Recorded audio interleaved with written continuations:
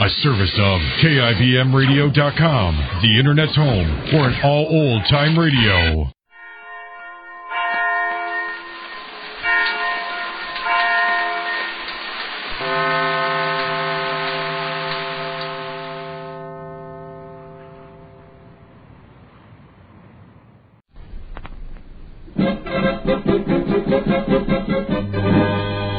Jerry of the Circus.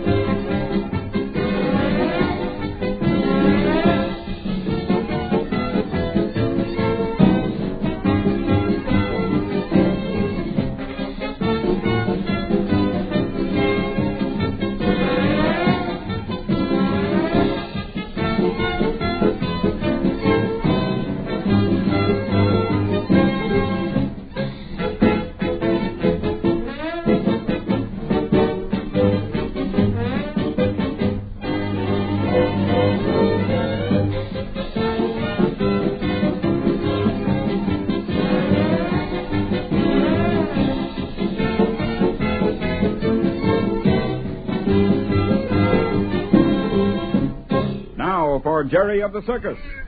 Hi there, Belko. How are you this morning? Bigger und better. I don't see how you could be bigger. Say, what you doing so early in the morning with all those chains and weights and things? I'm giving a special show for a very special lady. You are? Yeah. You mean you're going to do some special stunts and things? Wait, I put these down. Nice. That sure was a load. How much did all that weigh? Oh, a ton, I guess. No, tell me.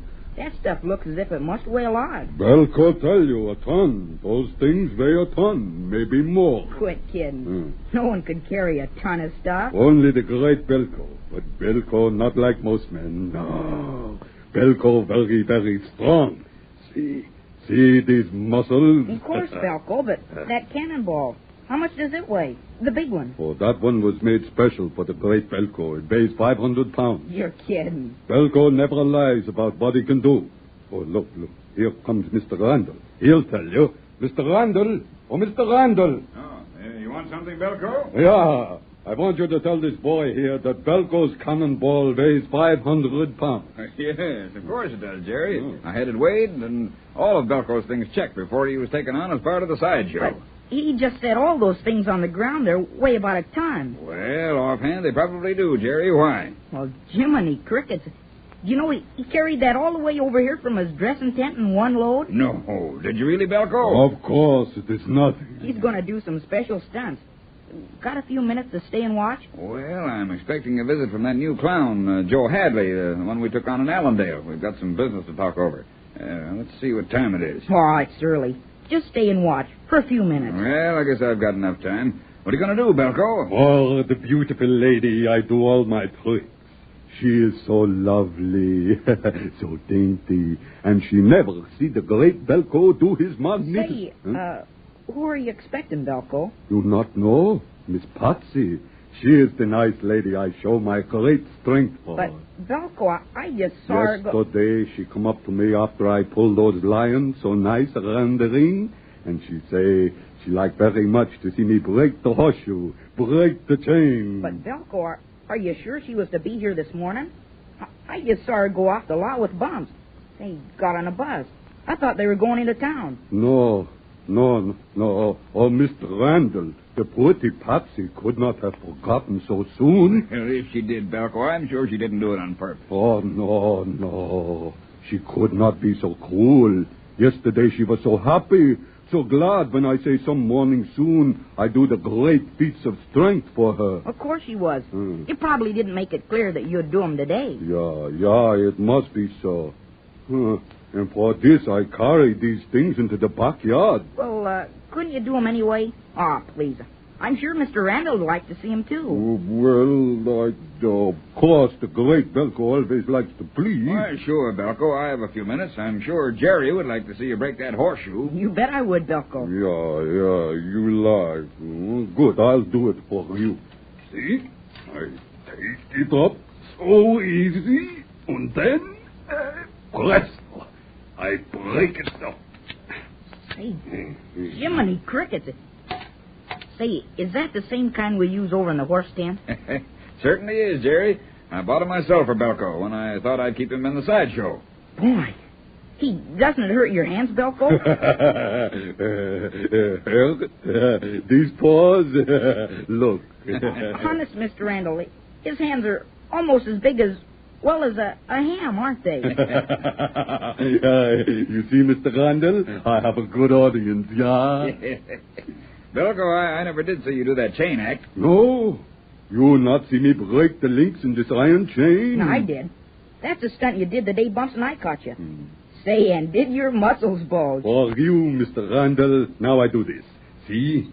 It is easy for a Superman. 1, 2, 3. Isn't that key, Mr. Randall? Yeah. You know, Belko reminds me of a famous man in the 19th century called the Iron King, who could lift 2 horses, 1 in each hand. No. Say, Belko, can you do that? Well, I never try. How I know? If another man do it, I suppose the great Belko could learn. I know a good way to start. How? Get 2 ponies and start with them. Oh, I see. Then Belko would still be lifting them in a few years after they'd grown up, huh? Sure. Uh-huh. You see, by doing it every day, he wouldn't notice the difference in weight so much. Maybe next season I do that, huh, Mr. Randall? Well, we'll see. It's not a bad idea. Randall? Randall? Oh, who's that calling? It's the new clown you're talking about. See, here he comes. Oh, around the wagon. Oh, hello there, Hadley. I was over to your office wagon, but one of the men said he thought he'd seen you out here. Yeah, I'm sorry, Hadley. I'm afraid I got interested in Belko here and forgot all about our appointment. Gee, Mr. Randall, I'm sorry. It's all my fault. It won't take a minute, Mr. Randall. Now, we could just step over here where we could talk privately. Oh, of course. I'm sorry, Belko, but thanks for the entertainment. That was nothing. Someday Belko will really show you something. All right, Belko. Well, we might walk across the lot a bit, Hadley. It's so nice in the sun. Good. I'd like to. Well, what's on your mind this morning? Well, I've checked over that list of yours pretty thoroughly, Randall. Yeah? Now, this fellow Spike. Oh, yes. I explained to you about him. If I hadn't have been pretty sure of him, I'd have hesitated about taking him back. Well, I realize he's not responsible in any way for that mail robbery in Hansburg. The Platt trial cleared that up sufficiently. Well, then I guess there's nothing against him. He proved himself as a good man while he was working for me. But you see, Randall, here's the danger. A man who's been shut up for 4 years with criminals is pretty likely to become influenced by those about him. You mean he's liable to pick up some bad tricks, huh? Exactly. Yes, I suppose that's true. Still, Spike strikes me as a pretty straight fellow. Well, that's as it may be. I took the liberty of telegraphing the penitentiary regarding him and the type of criminals with whom he was most closely associated while there. That's a good precaution to take. So if a telegram comes to your office for me, you'll know what it's all about. Yeah.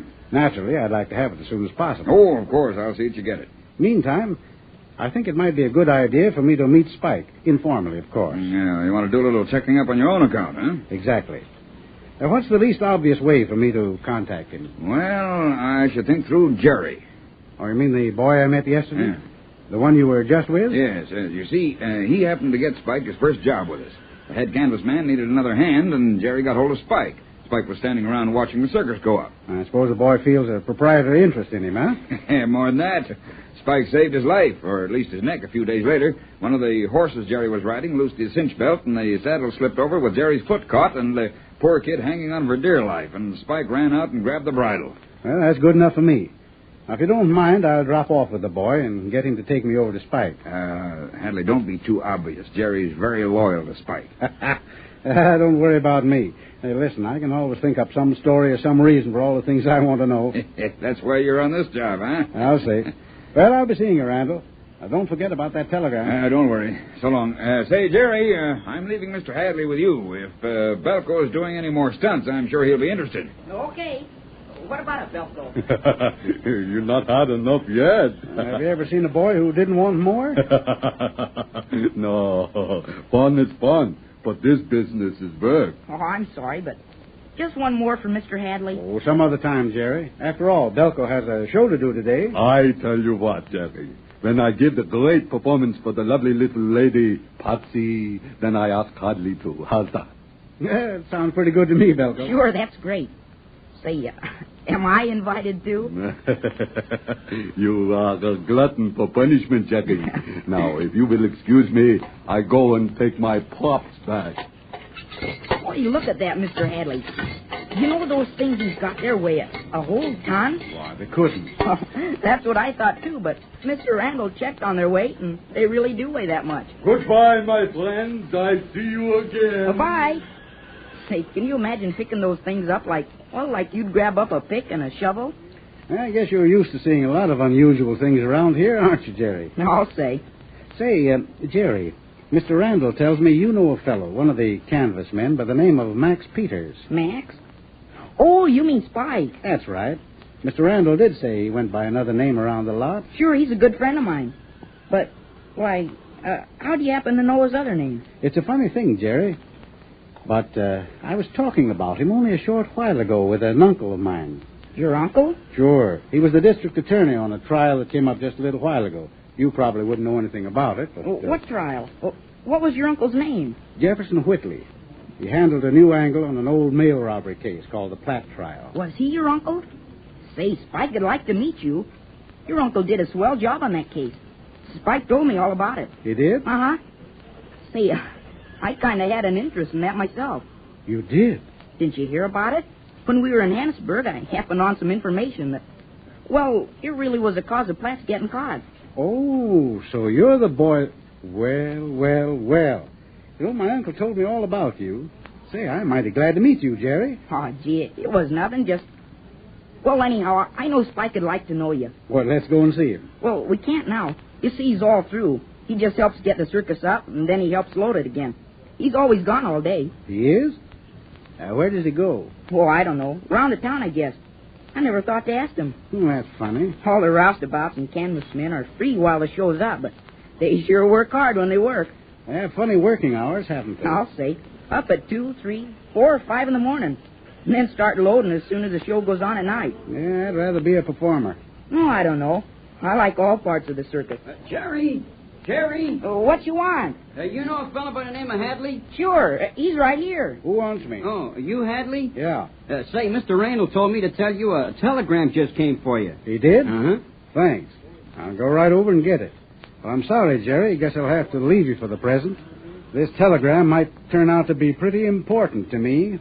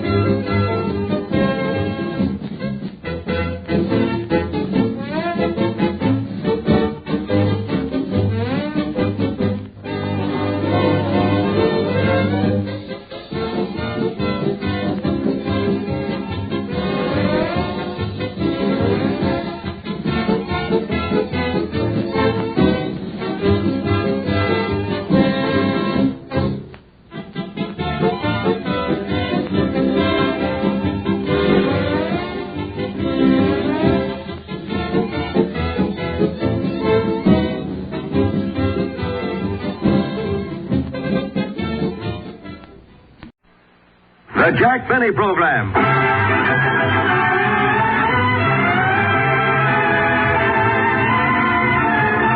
Starring Jack Benny with Barry Livingston, Phil Harris, Rochester, Dennis Day, and yours truly, Don Wilson.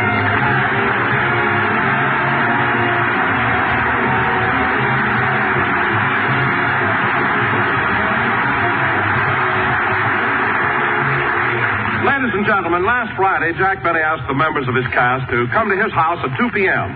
So let's go back to Friday and find out why Jack called the meeting. Is everybody here, Rochester? Oh, but Dennis Day phoned and said he'd be a little late. That's funny. Dennis is always on time. I wonder what delayed him. He said that last night was Halloween and some kids took the wheels off his bicycle. Well, why didn't he take the Sunset bus? They took the wheels off of that, too. Well, that's what Dennis gets for living in that kind of a neighborhood. I'm glad the kids around here aren't that rowdy. Me too, boss. By the way, Rochester, go out and take the bathtub off the front porch and put it back in the house again.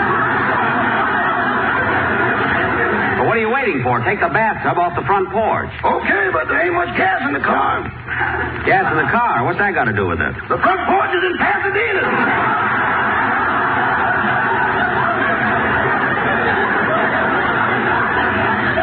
Pasadena's in Pomona. You mean the kids? No, the wind. Oh, stop being silly and do what I tell you. Yes. I'm going to the library and talk to my gang. Shine on, harvest moon up in the sky. I ain't had... Uh-oh. I better hide these bicycle wheels. Dennis is liable to get sore.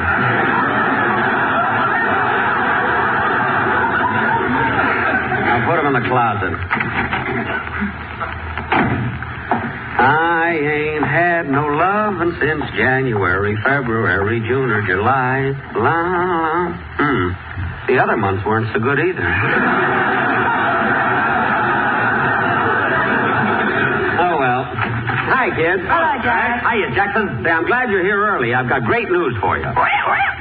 You too, Polly. Now, kids, I want to read you a telegram I received this morning. Dear Mr. Benny, I heard your program last Sunday, and of all the stinking... Whoops, wrong telegram. And where's that other one? Don't take a chance. Maybe you just read the good one. No. Here it is.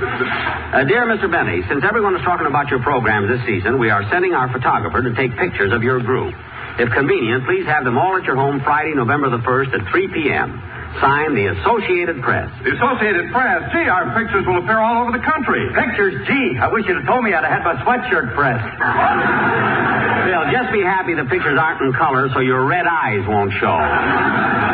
Say, if the photographer's going to be here soon, I better make my face up. Oh, Don, hand me my purse, will you please? It's on the chair next to you. Here you are, Mary. Thanks. Gee, that smells wonderful, Mary. What is it? Money.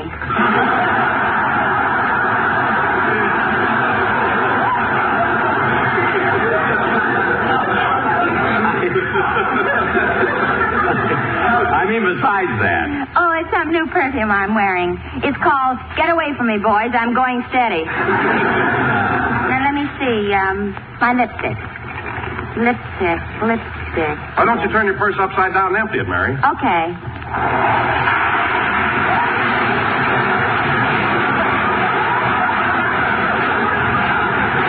Mary, empty the rest of it in the hall. This room's filled already. What a lot of junk. And look, 3 Chiswee sandwiches.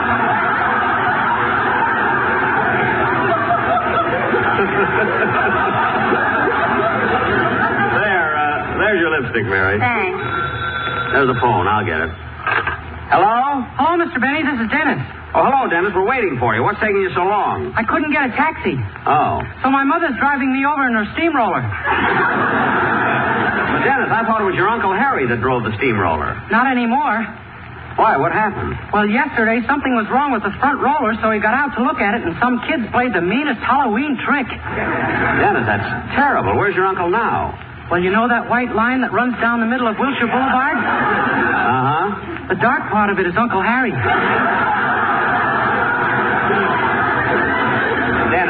making things up like that? Your Uncle Pat's here this morning. Didn't he look thin?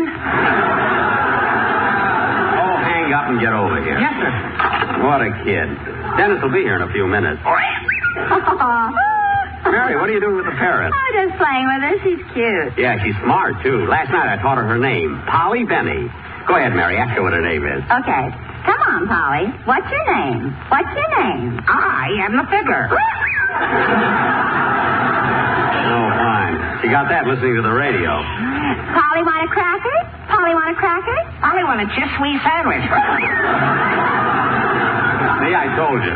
Say, Jack, how long do parrots live? Oh, a long time, Mary. Some of them live very long. How old is this one, Jackson? 63. And she's still got all her feathers. That's more than you can say, Bub. Bill, don't be funny. You always have to be a wise guy. Like at Mary's Halloween party last night. What's the matter? What did I do wrong? Trying to make jokes about everything. And that costume you wore. Imagine covering yourself with cobwebs and coming as a wine cellar. What an outfit. Well, at least I spent dough for my costume. That's more than you did. What do you mean? You didn't spend a dime. You put on a pair of shorts, stood out in the cold, and came as Little Boy Blue.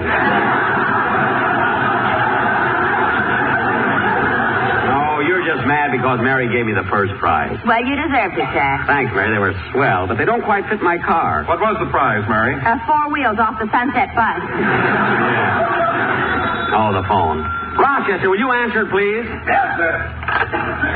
Jack Benny's resident star of stage, screen, and radio will sell 2 bicycle wheels at ridiculously low prices. Hello, Rochester. This is Dennis. Please tell Mr. Hey, what did you say about 2 bicycle wheels? Oh, me very sorry. You have a wrong number. Maybe you have better luck next time. So long, Pied Egg William. Rochester. I try talking to Rochester. Only time I talking to tiny boy. So sorry. No, Rochester. Nobody here except us chop suey. Chop, come back, please. Rochester, stop playing games and give me that telephone. Hello, who is this? Hello, Mr. Benny. This is Dennis, and Rochester said you had a pair of bicycle wheels. Oh, Polly, long number. Goodbye.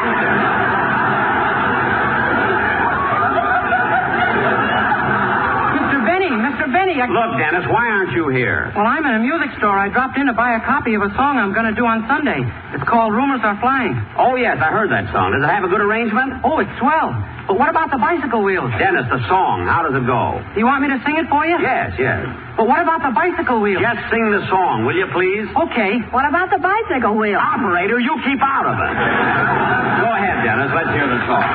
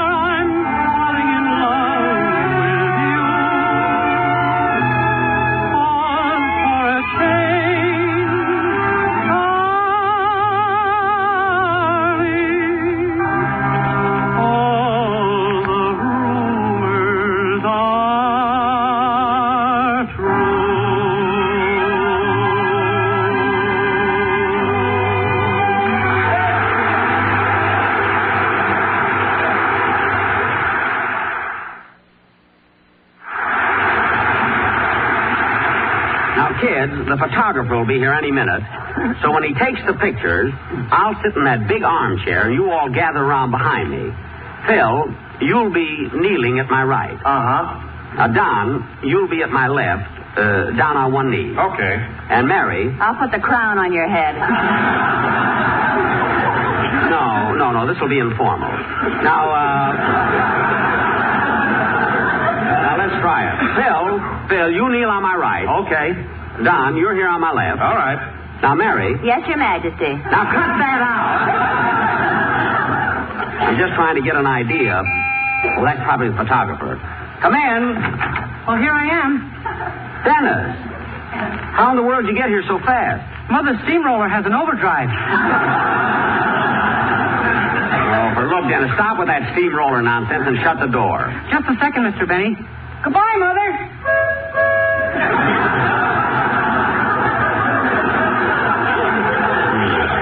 I thought he was making the whole thing up.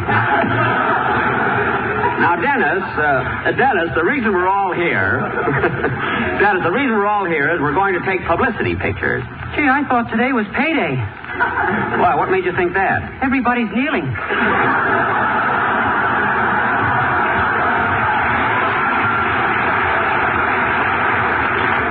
That's for the picture.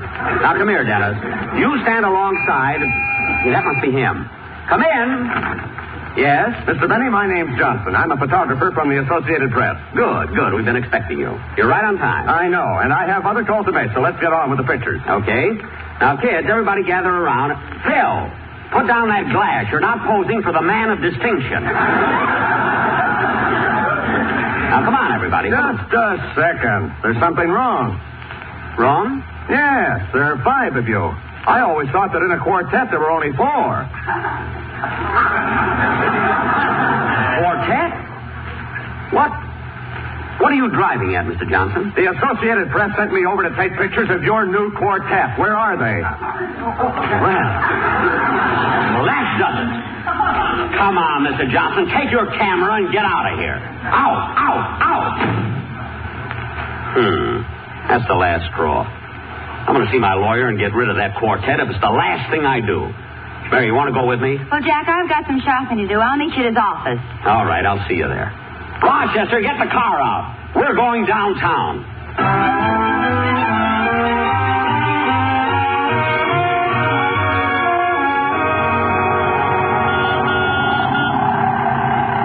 Rochester, my lawyer's office is at Broadway at 9. Yes, sir.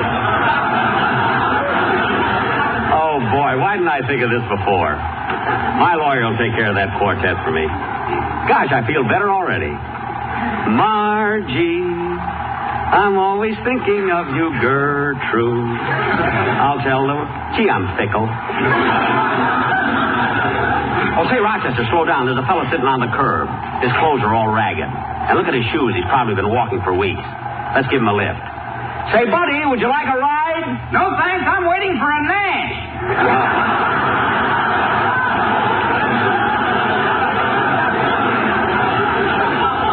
Keep going. Funny, I thought he was looking for a... Watch it, Rochester. The light's changing. Yes, sir. Shine on, harvest moon up in the sky. Say, Martha, isn't that Jack Benny? Where, Emily? Sitting in that car. Well, I do declare it is him. Oh, Emily, isn't he handsome? And so dignified, too. Just look at those big blue eyes. I think he's adorable. Oh, Martha, at your age. Well, I just can't help it. Just looking at him gives me renewed strength. Oh, look, my cane. It isn't even touching the ground.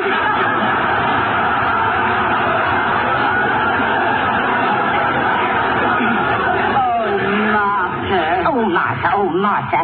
Loosen up, Emily. Stop being so loyal to Tom Brennerman. Well, I guess you're right. Jack Benny is kind of cute.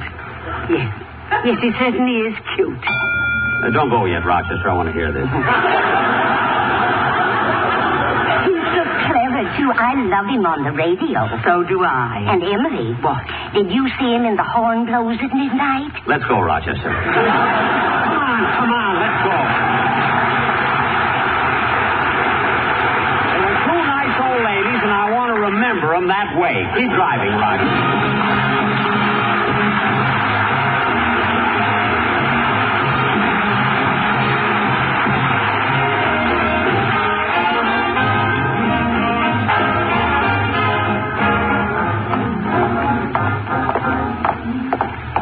Gee, Mary, you got here before I did. Yeah, and I thought I was going to be late.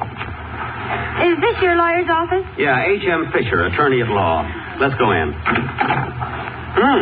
There's a new girl at the reception desk. Pardon me, miss. I'd like to see Mr. Fisher. Do you have an appointment? Well, what? Do you have an appointment?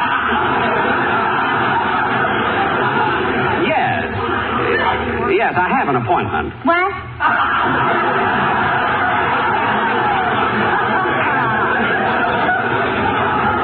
I said I have an appointment. What? An appointment. Oh, go right in. Thank you. Come on, Mary. And now, look, Mr. Smith, I'm a busy man. I can't stay on this phone all day. I told you I won't settle this case for less than $2 million. I'm sorry, Mr. Smith. That's up to you, Mr. Smith. Goodbye. Hello, Mr. Fisher. Now, how do you do, Mr. Smith? No, Benny. Jack Benny. Oh, yes, please forgive me. It's just that I've been so busy lately and have so many things on my mind. I understand, Mr. Fisher. I'd like you to meet Miss Livingston. How do you do, Miss Livingston? How do you do? Haven't we met before? I don't think so. That's funny. Your name is so familiar. It keeps running through my mind. Smith. No. Her name is Livingston. Oh, yes. How stupid of me. Your name is Smith. No. Look, Smith was on the telephone. What happened to Benny? I'm Benny, Jack Benny. Oh, yes. Now, what can I do for you? Well, Mr. Fisher, what I came to see you about is... pardon me. Yes? Oh, well, send them right here. This won't take long. It seems to be very urgent, a domestic case. Come in. Mr. Fisher, I'll do the talking and you keep your big mouth shut. My big mouth. Your lips could be stretched over a piano stool. Now, we can settle this without harsh words. That's okay with me. I want to divorce this jerk. Very well, but you'll need grounds. If I had that, I'd bury him. Oh, yeah? Yeah. Oh, please, let's not resort to that. What are your names again? Mr. and Mrs. Krause. Very well, I'll file the application. Goodbye. And now, getting back to you, what did you come to see me about? Well, as I started to say... Oh, yes, I remember. You two want a divorce. No, look, that's Krause. Oh, of course. I had you confused with Mr. and Mrs. Livingston, who just left.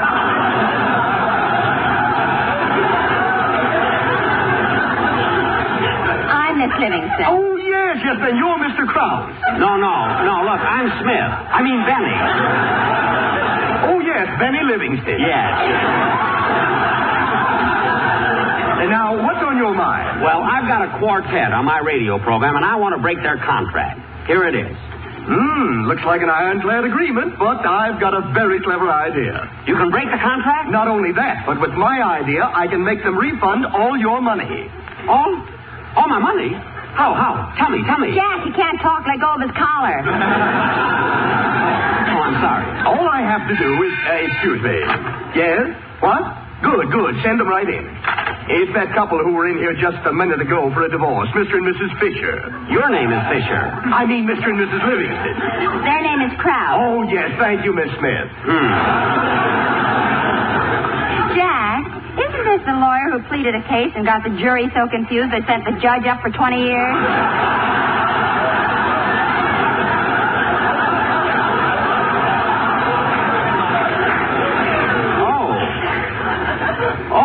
So you read about it, huh? Read about it? I thought I made up a joke. You mean it's true? Yeah. Come in. Come, doll face. Carry me over the threshold. No, lover. You carry me. You're stronger. Okay. Up to daisy. Look, not so high. I'll get a nosebleed. Come. I'm a busy man. Are you sure your minds are made up? Yes. Me and Stardust don't want the divorce. Fine. I won't file the application, and good luck to both of you. Thank you. Now, where were we, Mr. Livingston? Benny's the name, Jack Benny. Look, this is Miss Livingston. Mr. and Mrs. Krause just left. You're Fisher, and Smith was on the phone. Now, tell me, Mr. Fisher, you said you knew how to break the contract with my quartet.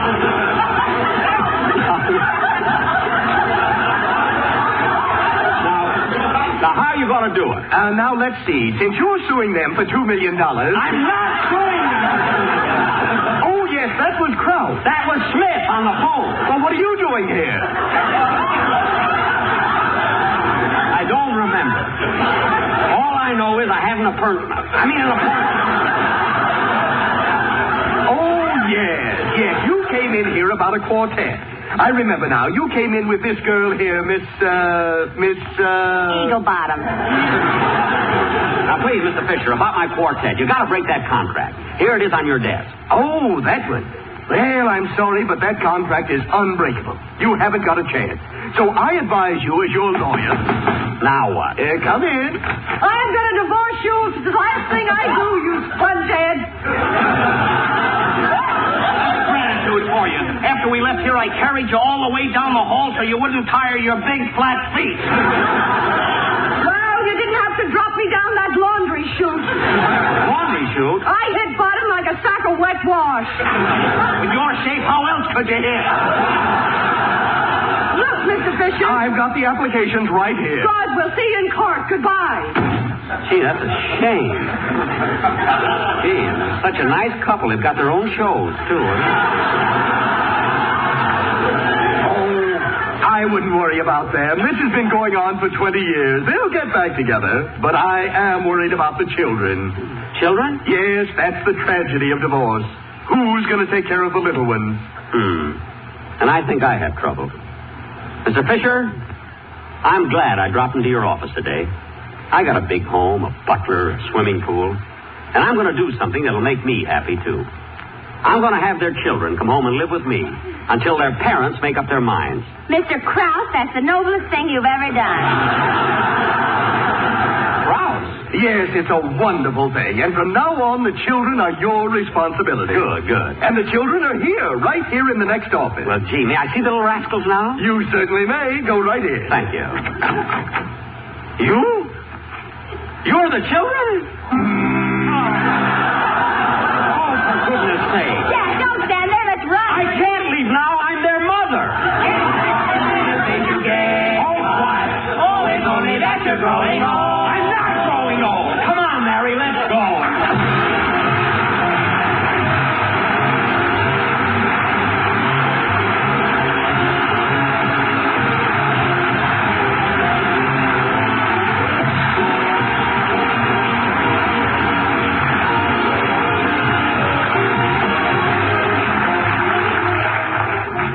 Ladies and gentlemen, America's veterans need homes. Millions have been hit by the critical shortage, but our veterans are by all odds the worst sufferers. They feel the shortage more acutely because they interrupted their lives to go into the armed services. So it is only fair that the veterans' families should get first chance at all vacancies. They'll be grateful for your cooperation. Thank you.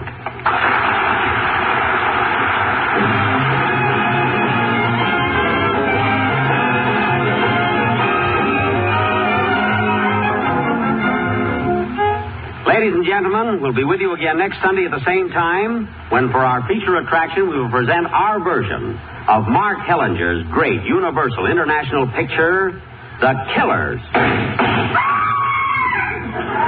That's the third one we've killed, and we're just auditioning. Good night, folks. Don't forget to vote Tuesday.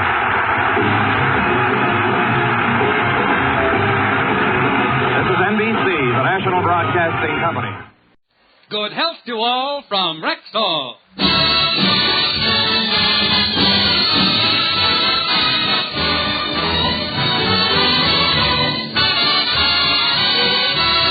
Yes, it's Sunday, time for the Phil Harris Alice Faye Show, presented by the makers of Rexall Drug Products and 10,000 independent Rexall family druggists. Good evening. This is your Rexall family druggist, taking a little time from behind the prescription counter this Sunday evening to speak for all 10,000 of us. The 10,000 independent druggists who have added the word Rexall to our own store names. You can always tell us by the orange and blue Rexall sign on our windows. The sign means that we carry the 2,000 or more drug products made by the Rexall Drug Company. They range all the way from aspirin to penicillin, and they're as fine and pure and dependable as science can make them.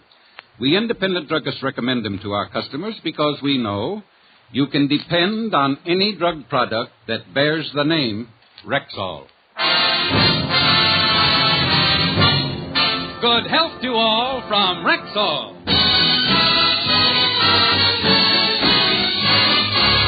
And now your Rexall family druggist brings you the Phil Harris Alice Faye Show, written by Ray Singer and Dick Chevrolet, with Elliot Lewis, Walter Tetley, Robert North, Janine Roos, Ann Whitfield, Walter Sharp and his music, yours truly, Bill Foreman, and starring Alice Faye and Phil Harris.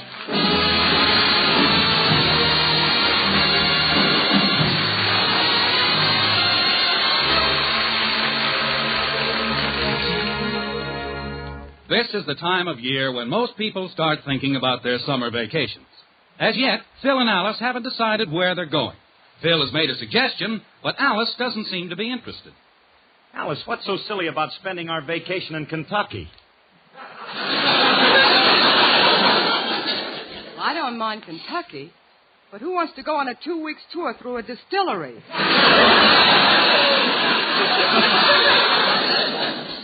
I thought it might be educational. Honey, how about Hawaii? No, I want to see something historical and educational. What's Hawaii got that's historical and educational? Hula dancers. What's educational about a hula dancer?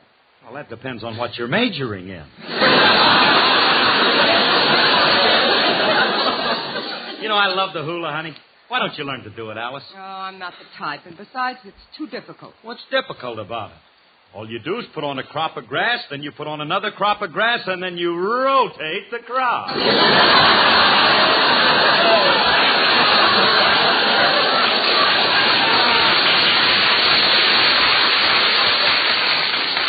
Now, look, Phil, you've just got to stop watching Milton Berle on television.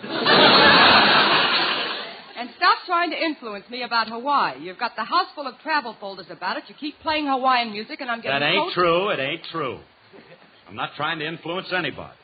Look, I'll tell you, the children are going with us, right? We'll leave it to them. Wherever they want to go, we'll go, all right? Mm-hmm. Girls, will you come in here a minute, kids? Now, don't forget, Phil. Wherever they want to go, we go. And we'll leave it entirely up to...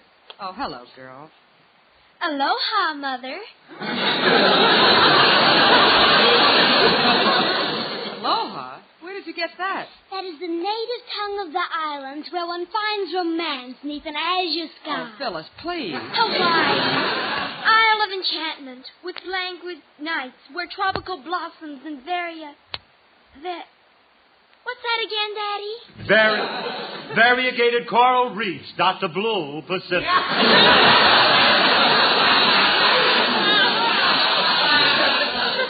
Darn them kids, they can't memorize nothing. Phil, you ought to be ashamed of yourself putting the girls up to this. Who, me?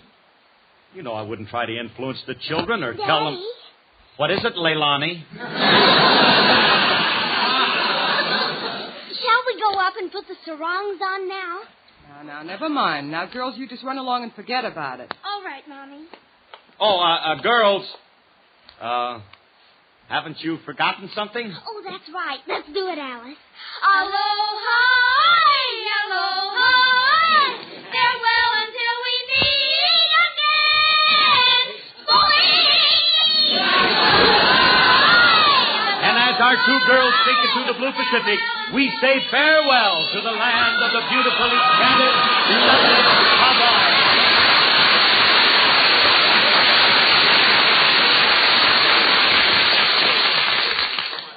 Now, Phil, we're not going to Hawaii, and that's final. Why, the boat trip for the whole family would cost more than we planned on spending. All right. I'm not going to argue with you. I'll do anything you say. Where do you want me to go? Oh, have I got an answer for that?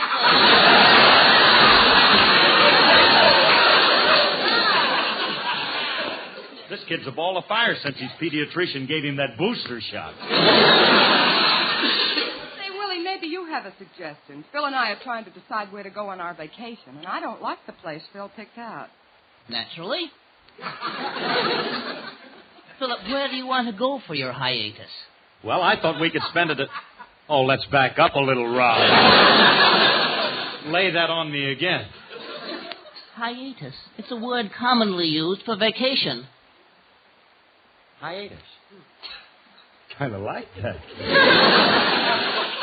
Very descriptive. I must remember to use it when I write my thesis. Willie, where are you planning to go this summer? Maybe it'll give us an idea. I'm going to rough it. I'm packing into the rugged country with nothing but my camera and food supplies. Oh, it will be exciting. Yeah, I can see you now, trekking through the wilds of Griffith Park. Armed with naught but brownie and deviled egg sandwich. Philip, I said I'm going to rough it. Okay, we'll leave the crust on the bread. Look, Alice, I'll get that. Gee whiz, I don't see why we can't go to Hawaii. Hiya, Curly.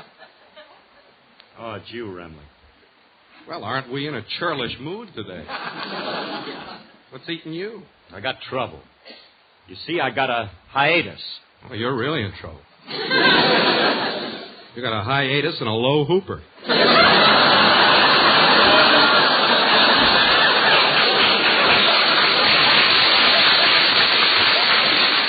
I'm talking about my vacation.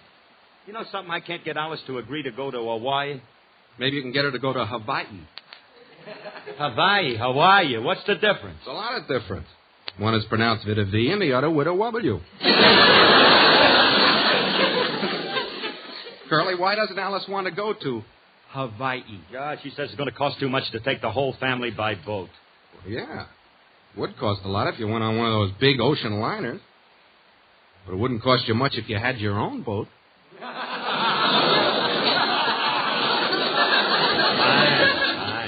Fine. And just where does one go to buy an ocean liner? I know a guy... Cut!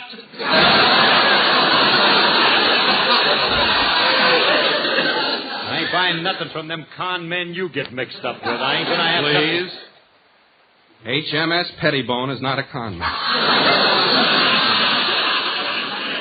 He happens to be a millionaire sportsman. He's got a $45,000 yacht, and he's willing to let it go at cost. How much? $137.50.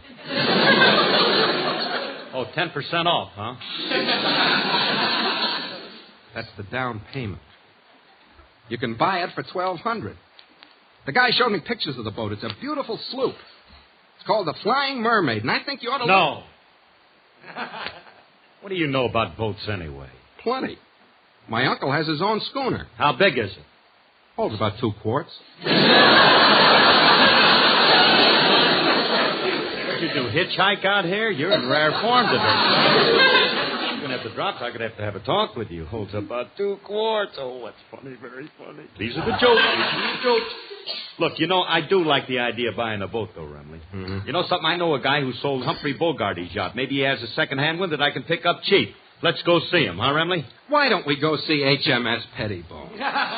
We can look at the pictures of the Flying Mermaid. Remley, forget the Flying Mermaid. I ain't interested in the Flying Mermaid. I don't want the Flying Mermaid, and you're not going to talk me into it. Oh. Now, come on. Let's see if this friend of mine has a boat for me.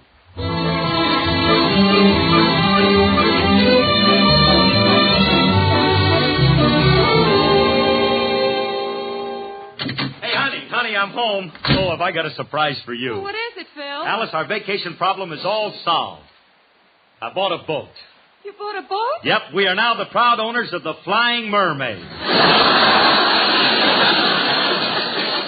It's a beautiful craft, Alice. Yeah, it's a sleep that sloops 8. And it can be converted into a sloop that sleeps 8. Yeah, and it's got a diesel engine, and it sails, and it's got... Oh, gee, it sounds wonderful. I can't wait to see it. Neither can we. Phil, you mean you bought a boat without seeing it? Oh, honey, I'm not a sucker. The guy showed me a picture. Yeah, here's the picture, Alice. Isn't she a trim craft? She looks beautiful. And she's all yours. I bought her for you, Mom.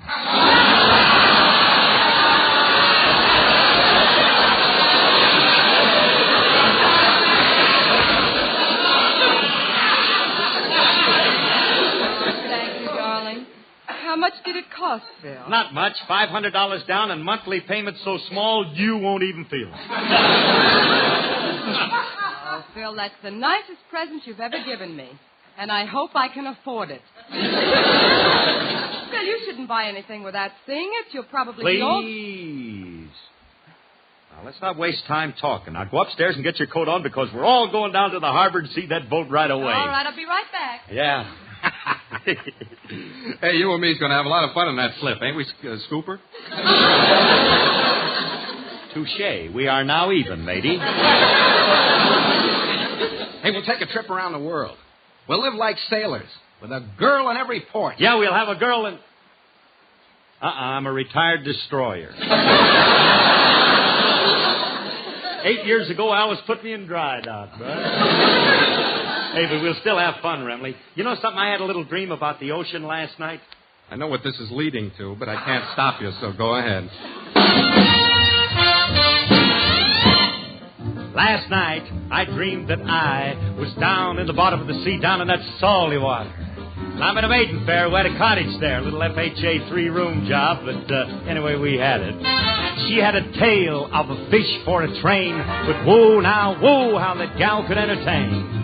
And what a time I had with Minnie, the mermaid, down in the bottom of the sea. I lost all my troubles in amongst the bubbles, why she was just as sweet as she could be. And every night when the starfish came out, I hugged and kissed her so. Whoa, whoa, what a time I had with Minnie, the mermaid, down in her seaweed bungalow. Low, down in her seaweed bungalow. Ouch, what a time I had with Minnie, the mermaid, down in the bottom of the sea. I lost all my troubles in amongst the bubbles, why she was just as sweet as she could be. And every night when the starfish came out, I hugged and kissed her so. Whoa, whoa, what a time I had with Minnie, the mermaid, down in her seaweed bungalow. Low, down in her seaweed bungalow. And I sing with delight as I spend most the night 'neath that billowy ocean with you. Many brave hearts are asleep in the deep, so beware.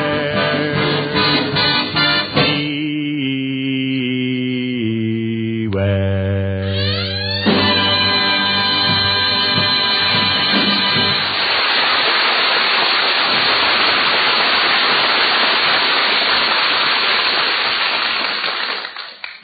That was positively enchanting, Mr. Harrison.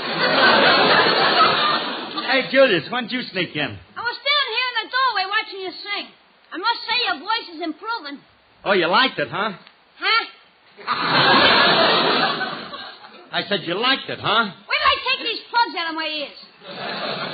Now, what did you say? Do you like my voice? No.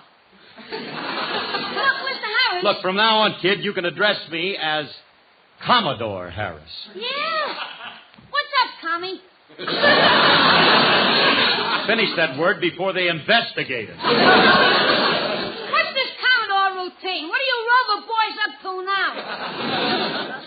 I just got a new boat. What happened? You roll one go down a bathtub drain?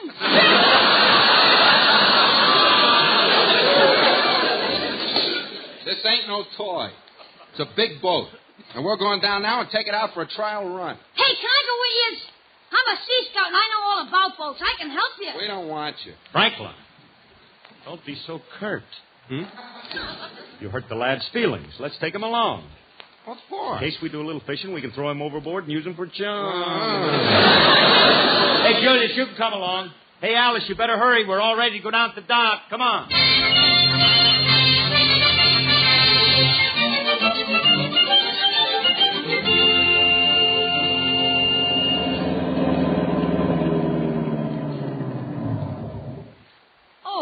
Phil, look at all those beautiful yachts in the harbor. Which one is the Flying Mermaid? I don't know, honey. Hey, look, you and Julius wait here in the car, and Frankie and I will go down and find out where she's anchored. Come on, let's hurry, Commodore. Can't wait to see it. Neither can I. Wonder where it is. I don't see it anchored out there. Hey, wait. Hey, there's a guy. I'll ask him. Right. Hey, Bud. Hey, buddy. I just bought the Flying Mermaid. Where's she anchored? You bought the... Well, what's so funny? I just want to know where my boat is. Hey, Curly, look, there must be a submarine out there. See the periscope sticking out of the water? Yeah. Hey, mister, who does that submarine belong to? You. That periscope is the mast of the Flying Mermaid. That's my boat? Just the mast sticking up? But this picture showed it right now. Now it's... What happened? Oh, Frankie, I might have known. That guy you took me and sold me that broken down, sunken tub. Curly, don't jump to conclusions. Just because it's underwater don't mean it's no good. It might be in great shape. Why don't you dive down and inspect it? I'm glad you showed up, mister. That tub's been a menace to the harbor for 2 months, and we've been trying to raise it. Luckily, we expected to have it up in a couple hours, but you'll have to pay the salvage costs. Well, I'll be glad to, as long as we can get it up. Hey, Frankie. Huh? I believe she's going to sail again. Now, look, if we can only keep Alice from seeing it until they get it up, she's not... Phil, what's taking you so long? Too late. Here comes the shore patrol. It's right out there, in the water. Oh, gee, I can't wait to see what it looks like. How do I get on board? You have your choice of a swan dive or a jackknife. Phil, where is our boat? Well, there it is, straight down there. Down? Oh, no. That's our boat down there? Rides nice and low in the water, doesn't she? So that's the Flying Mermaid. Looks like she's got the bends. Quit making fun of my boat. It may be a little waterlogged now, but it's a well-constructed craft. And it was built by Sir Thomas Lipton. What, they built that out of soggy tea bags? Oh, Phil, how could you buy a thing like this? All right, honey, don't get upset. The man said they'll have the boat up in an hour. In the meantime, let's take a walk. Now, come on, cheer up. Hey, I'll tell you what, why don't you sing? Oh, Phil, this is no time to sing. Alice, you rehearsed it. We got to pay the band. They got a strong union. Lay it on me. Now, let me have it.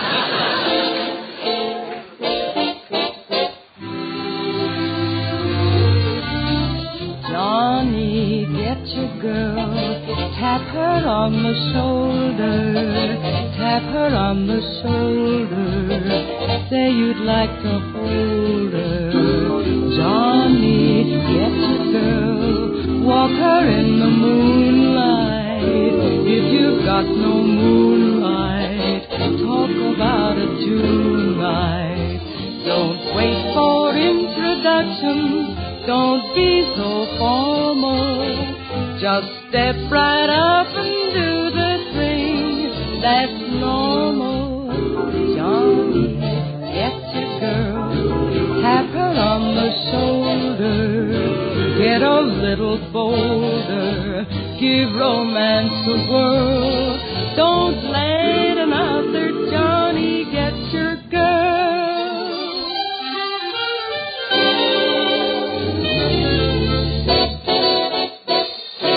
Johnny, get your girl. You gotta tap her on the shoulder.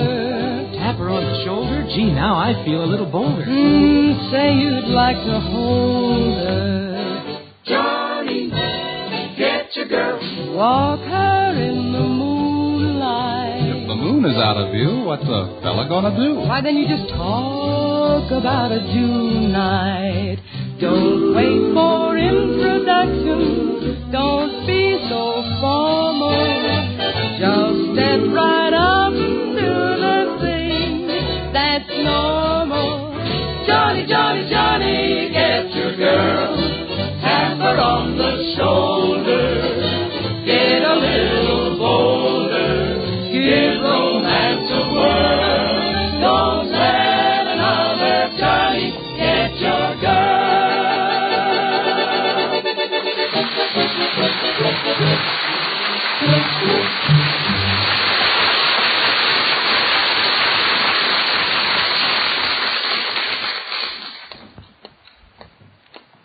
We've been gone for over an hour. I wonder if they raised your boat yet. Hey, let's walk out on this pier and see, huh? All right.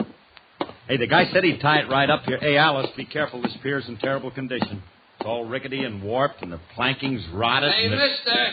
Oh, it's the fellow we're talking to. Yeah. Hey, Bud, did you raise my boat yet? Yeah. Where is it? You're standing on it. Nice sturdy ship, ain't she? Hey, Julius, how do you like my vessel? This is a vessel? I'm getting off of this scow. I'm climbing back on the pier. Julius, come back here. I'm taking this out for a trial run. You want to go with us, don't you? What's the matter with you, kid? Are you a sissy? Are you afraid? Are you a coward? It ain't that at all. Then what is it? I'm yelling.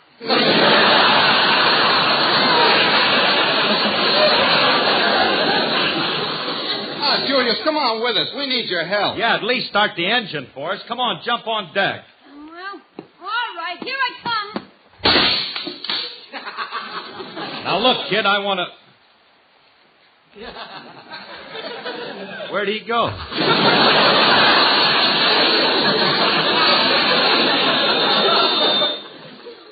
Went down that way, Skipper. Hey, Julius, where are you? Well, stay there. That's good. Now, look, when I give the order, start the engine, and we'll take her out for a trial run. Hey, Alice, where would you like to go on our boat's maiden voyage? Albuquerque.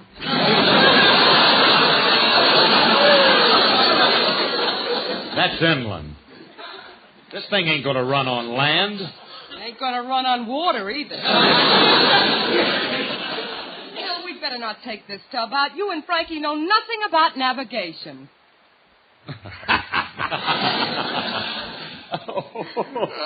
Hey, Frankie, did you hear that? 2 years in the Coast Guard, practically lived in whites. And she thinks that we don't know nothing about navigation. Silly girl. Oh, you poor thing, you. Let's get started and show her. Okay. I'll batten down the barnacles. I'll reach the barometer. And I'll mizzen the mast. Not yet. I'll tell you when the mast need mizzening. Hey, when are we going to start this leaky submarine? Right now. Hey, Frankie. Now, I'll give the orders. You stand on the bridge at the speaking tube and relay them to Julius. Aye, aye, sir. Right. Stand by engine room. Stand by engine room. Stand by engine room. Ready below. Ready below. Ready below. Fire torpedo tube number 1. Fire torpedo tube number 1. Jawohl, Oberleutnant. Achtung! Deutschland erwartet! Ist das nicht ein lousy boat? Ja, das ist ein lousy boat. Lousy boat? Lousy boat. Also schön. Wait a minute. Cut that out.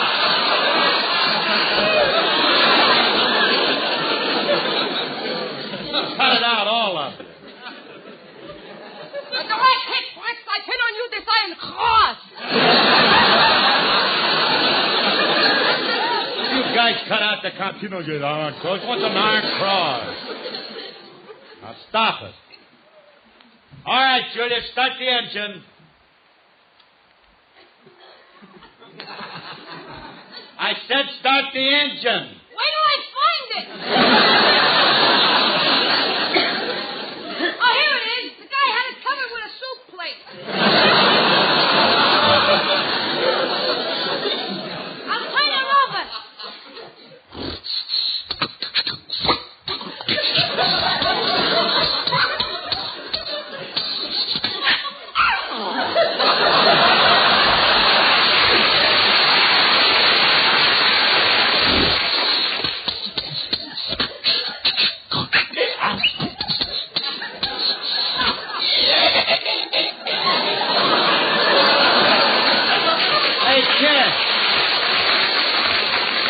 What's the matter, kid? Is it stiff? Yeah, I think rigor mortis just set in. Try her again.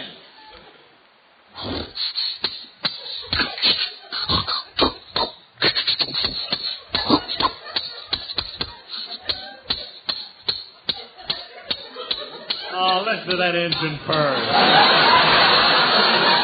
Oh, is she a beauty? Hey, Frankie, cast off the moorings as soon as we reach the end of the pier. Port hard to starboard. Aye, sir. Full speed ahead.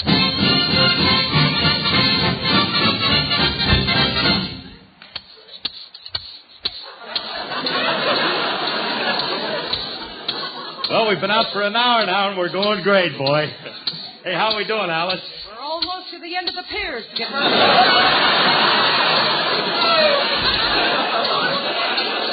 Stop exaggerating. We're out about 2 miles out. Oh, Phil, let's turn back. This thing is taking on a lot of water. It is not. Of course not. My feet aren't even wet. Well, then why are my feet soaked? You didn't shinny up the mast as high as we did.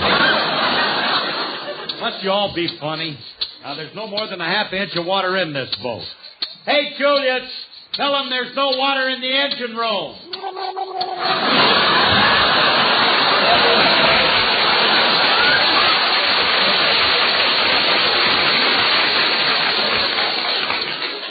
That's what we get for taking a short kid with us. Alice, will you dive down and get him? Phil, we've got to turn back to shore. This boat is sinking. Don't worry now, we'll make it. Julius, get that engine going full speed.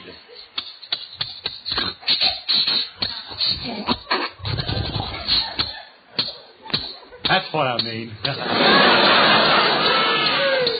Phil, the water is coming up higher. It's just your imagination. The Flying Mermaid will get us safely back to...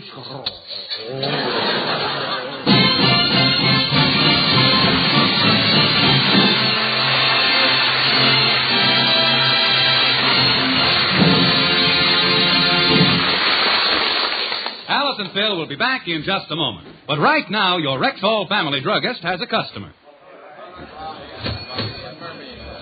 You know, I've been wondering for a long time if you're ever going to run out of stories about the wonderful things that Rexall scientists do. Run out? Why, ma'am, I've hardly begun. For one thing, I haven't even started on the so-called little things that Rexall's men of science do to guard the quality of Rexall products. What do you mean by little things? Well, ma'am, here's an example offhand. The next time you buy a Rexall drug product that contains much glycerin, notice that the bottle has a white plastic cap. Why is that? Well, if the bottle had the usual metal cap, the glycerin in the product might turn it black.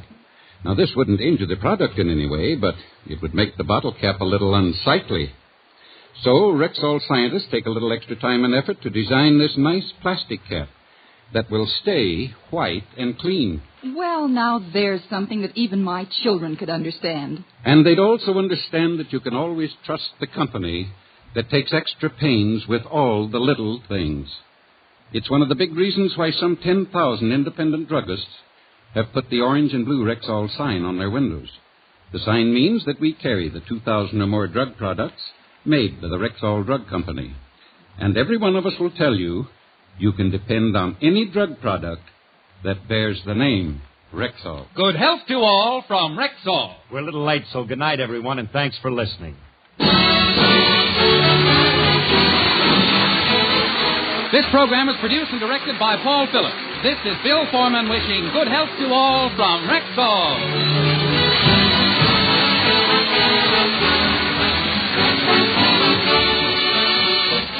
This is NBC, the National Broadcasting Company. Tonight marks a very special occasion in my career as a newspaper woman. Although I've known our guest of this evening many, many years, this is the first time I've had the pleasure of interviewing him on my program. He is a star of stage, screen, and radio, and a well-known comedian. A very well-known comedian.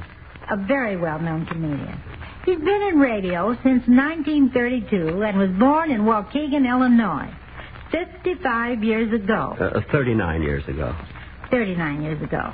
He's not only a comedian and a very fine actor, but he is an accomplished violinist. In appearance, I would say that he is about 5 feet 10, weighs 160 pounds, has square shoulders, is slightly gray, and has blue eyes. Robin egg blue. Robin egg blue. As a matter of fact, this gentleman is so well known that he doesn't need an introduction. So here he is. Now, wait a minute, Louella. Don't you think you should have mentioned my name? There may be a few people who are still in doubt. I don't think so. I said you were slightly gray, weighed 160 pounds, and had blue eyes. That describes you, doesn't it? Oh, I don't know. I went fishing last week and caught a tuna that answered the same description. Thank you, Louella. We have no audience. Ladies and gentlemen, this is Jack Benny. Louella, I appreciate this opportunity of appearing on your program, and as a special treat, I brought along my violin. Well, Jack, you can play later. Right now, I have a few questions that I'm sure our radio audience would like you to answer. Oh, but you will let me play the violin. Yes, in a few minutes. Oh. Now, Jack, you've been sort of a pioneer in radio and very successful. So it will be very interesting to know what you think about television. Well, Louella, there's no question in my mind that television will be the most important medium of entertainment in the history of show business. And it is just a matter of time when there will be a television set in almost every home in the country. I'm sure you're right, Jack. But what are your plans? Do you intend to take an active part in this new medium? Yes, in a modest way. Right now I have a small store on Temple Street, and as the television sets continue to sell, I will branch out and try to get a franchise a little further uptown.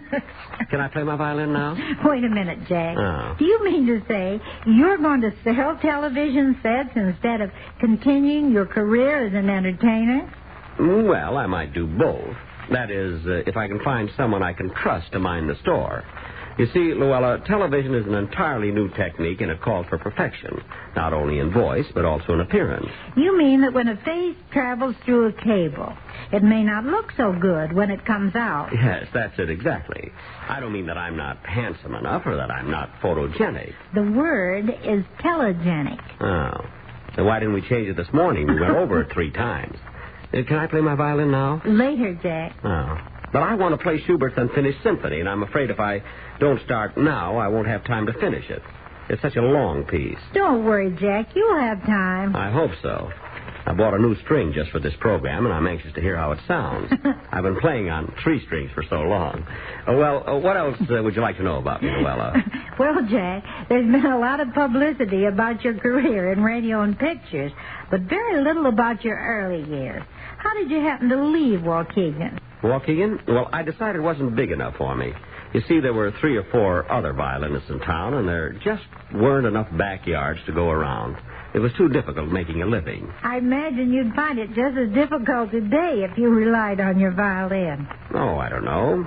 Take Yasha Heifetz, Yehudi Menuhin, and Isaac Stern. They all get by. Of course, I don't claim to be as good as Heifetz, but I've had offers. You know, I could have gone with Spike Jones. As a violin soloist? No, washboard. I auditioned. By the time I got finished, I did his whole week's laundry. For free yet. Can I play now, Louella? Just a few more questions, Jack. When did you decide to devote yourself to comedy rather than music? When I had to pawn my violin, it was awkward trying to play without an instrument. Embarrassing, too, you know. Oh, then you had a job. Where were you playing? Well, you know those summer cruises from New York to Bermuda and the West Indies? Why, yes. In fact, I made that trip myself. What ship were you on, Jack? The Oscar W. Crumholtz. It was the flagship of the Staten Island Ferry. We had a fine group of musicians, you know. How many in the band? Well, we had a 4-piece combination. Violin, guitar, accordion, and monkey. But we didn't make any money, and the band finally broke up. What happened to the other fellas? Well, Sven and Otto sort of disappeared, but the monkey is doing very well. I hear from him all the time. He has his own radio show now. Calls himself Fred Allen. Oh, Jack, you must be kidding. No, I know Fred Allen. He doesn't look anything like a monkey. Oh, not now, but in those days he did. He was much better looking then. Now can I play my violin? Oh, I'm afraid our time's about up. But, Louella, you said I could. Now, you promised. I know, but don't worry, Jack. You can play your violin. Just outside the studio, there's a little room. Go in and lock the door, and you can play your heart's content. No one will bother you. But then no one will hear me. We thought of that, too. Oh, well. So long, Louella. So long, Jack Benny. And thanks for coming over.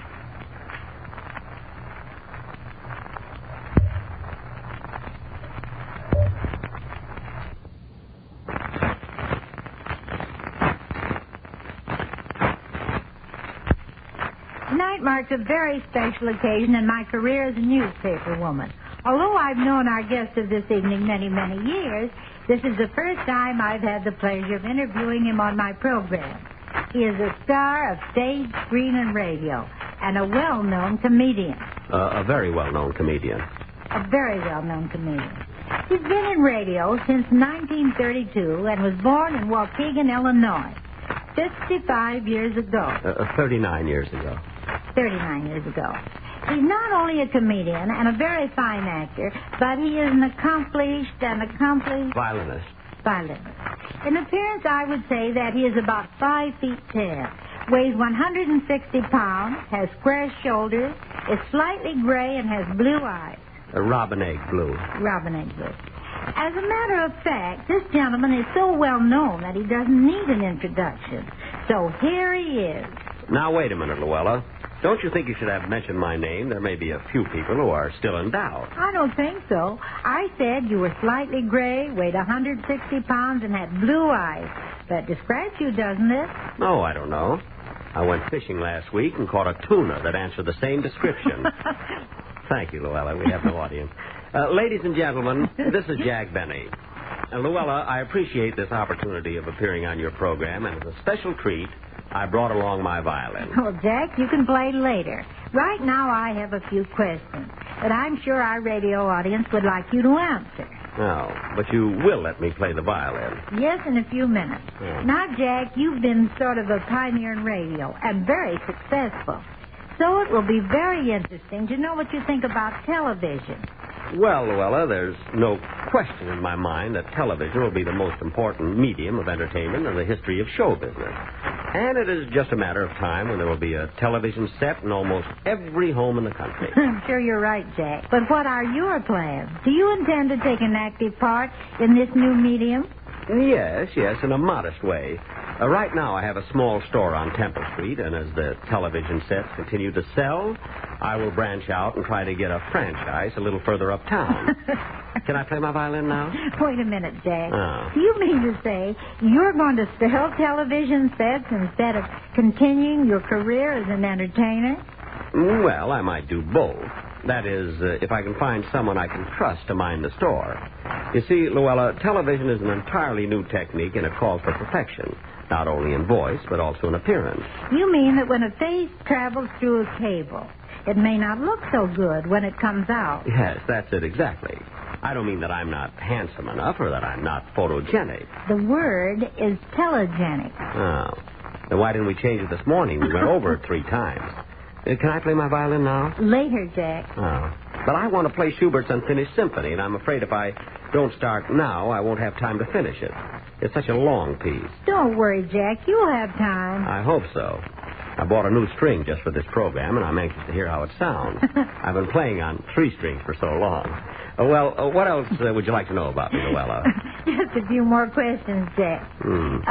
When did you decide to devote yourself to comedy rather than music? When I had to pawn my violin, and it was awkward trying to play without an instrument. Embarrassing, too, you know. Oh, then you had a job. Where were you playing? Well, you know those summer cruises from New York to Bermuda and the West Indies? Why, yes. In fact, I made that trip myself. What ship were you on, Jack? The Oscar W. Crumholz. It was the flagship of the Staten Island Ferry. We had a fine group of musicians, you know. How many in the band? Well, we had a 4-piece combination, violin, guitar, accordion, and monkey. But we didn't make any money, and the band finally broke up. What happened to the other fellas? Well, Sven and Otto sort of disappeared, but the monkey is doing very well. I hear from him all the time. He has his own radio show now. Calls himself Fred Allen. Oh, Jack, you must be kidding. No, I know Fred Allen. He doesn't look anything like a monkey. Oh, not now, but in those days he did. He was much better looking then. Now can I play my violin? Oh, I'm afraid our time's about up. But, Louella, you said I could. Now, you promised. I know, but don't worry, Jack. You can play your violin. Just outside the studio, there's a little room. Go in and lock the door, and you can play your heart's content. No one will bother you. But then no one will hear me. We thought of that, too. Oh, well. So long, Louella. So long, Jack Benny, and thanks for coming over.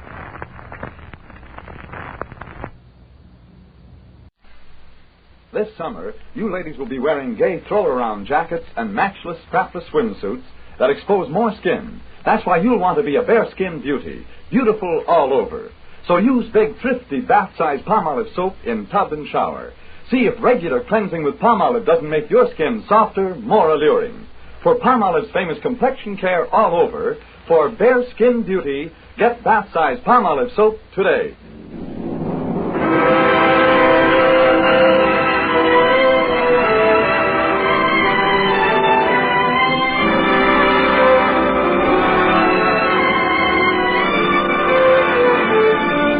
Ladies and gentlemen, Dennis Day. Oh,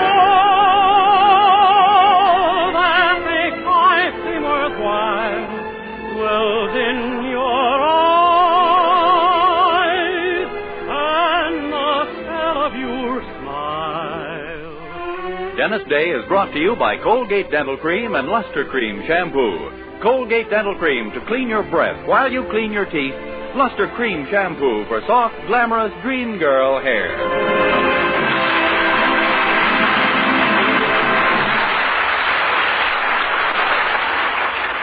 The Dennis Day Show with Barbara Eiler, B. Benaderet, Dink Trout, Charles Dant and the orchestra, and yours truly, Vern Smith, is written by Frank Galen and stars our popular young singer in A Day in the Life of Dennis Day. Here's Dennis to sing Takin' Miss Mary to the Ball.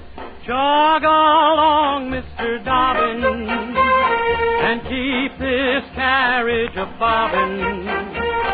We can't be late, for she has a date. We're taking Miss Mary to the ball. My, oh my, but she's pretty, the sweet lady. How grand she'll look when her picture's took. We're taking Miss Mary to the ball. Her best girlfriend is her boyfriend's sister. He's old enough now to call him Mister. He's never been personal and he's never kissed her. But when she was away, he said he missed her. Jog along, Mr. Dobbin, and keep this carriage a-bobbin'. We can't be late, for it's her first date. We're taking Miss Mary, a very merry Mary. We're taking Miss Mary to the ball.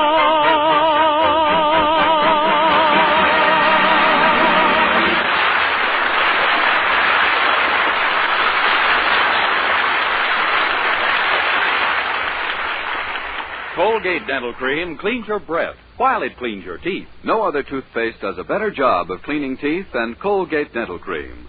For Colgate Dental Cream has a safe polishing agent that cleans your teeth both gently and thoroughly, brings out their natural sparkle and beauty. You can actually see and feel the difference. And scientific tests prove that Colgate Dental Cream cleans your breath while it cleans your teeth.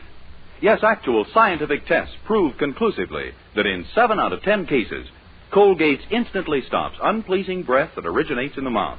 Colgate Dental Cream is famous for its wonderful wake-up flavor, too. Nationwide tests of leading toothpastes prove that Colgate's is preferred for flavor over every other brand tested. Yes, preferred over every other brand tested. And no wonder. For Colgate Dental Cream is the result of constant effort to produce the finest toothpaste in the world today. For cleaning teeth, for flavor, for sweetening breath. So see if you don't agree with the millions who have made Colgate Dental Cream America's favorite toothpaste. Try Colgate Dental Cream to bring out the natural sparkle and beauty of your teeth. For a wake-up flavor you'll thoroughly enjoy. And always use Colgate Dental Cream after you eat and before every date to clean your breath while you clean your teeth.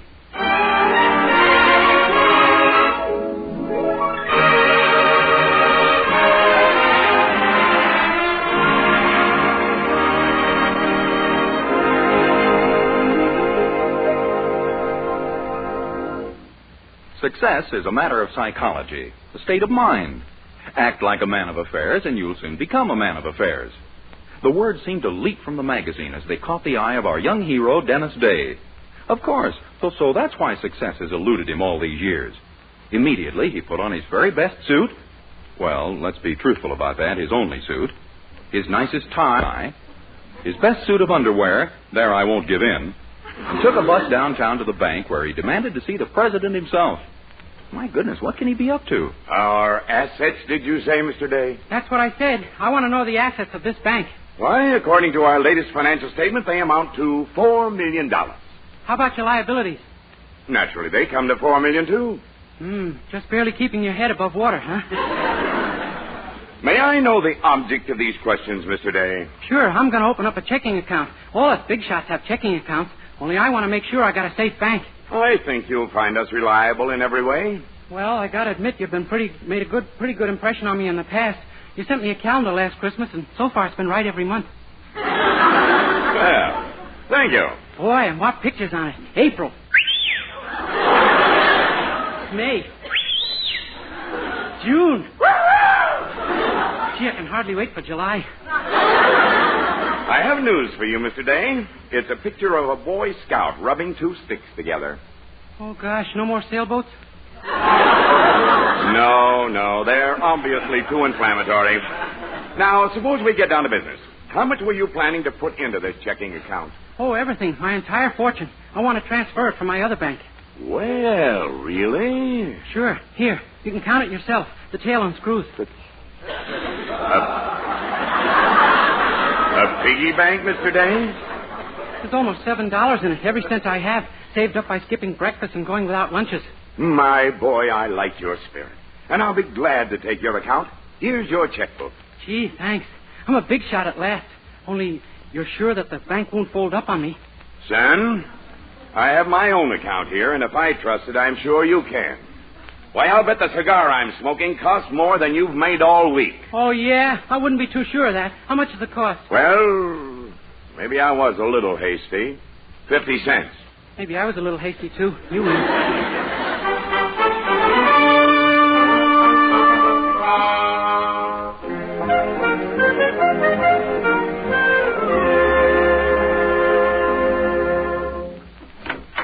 Hi, Dennis. Oh, hello, Mildred.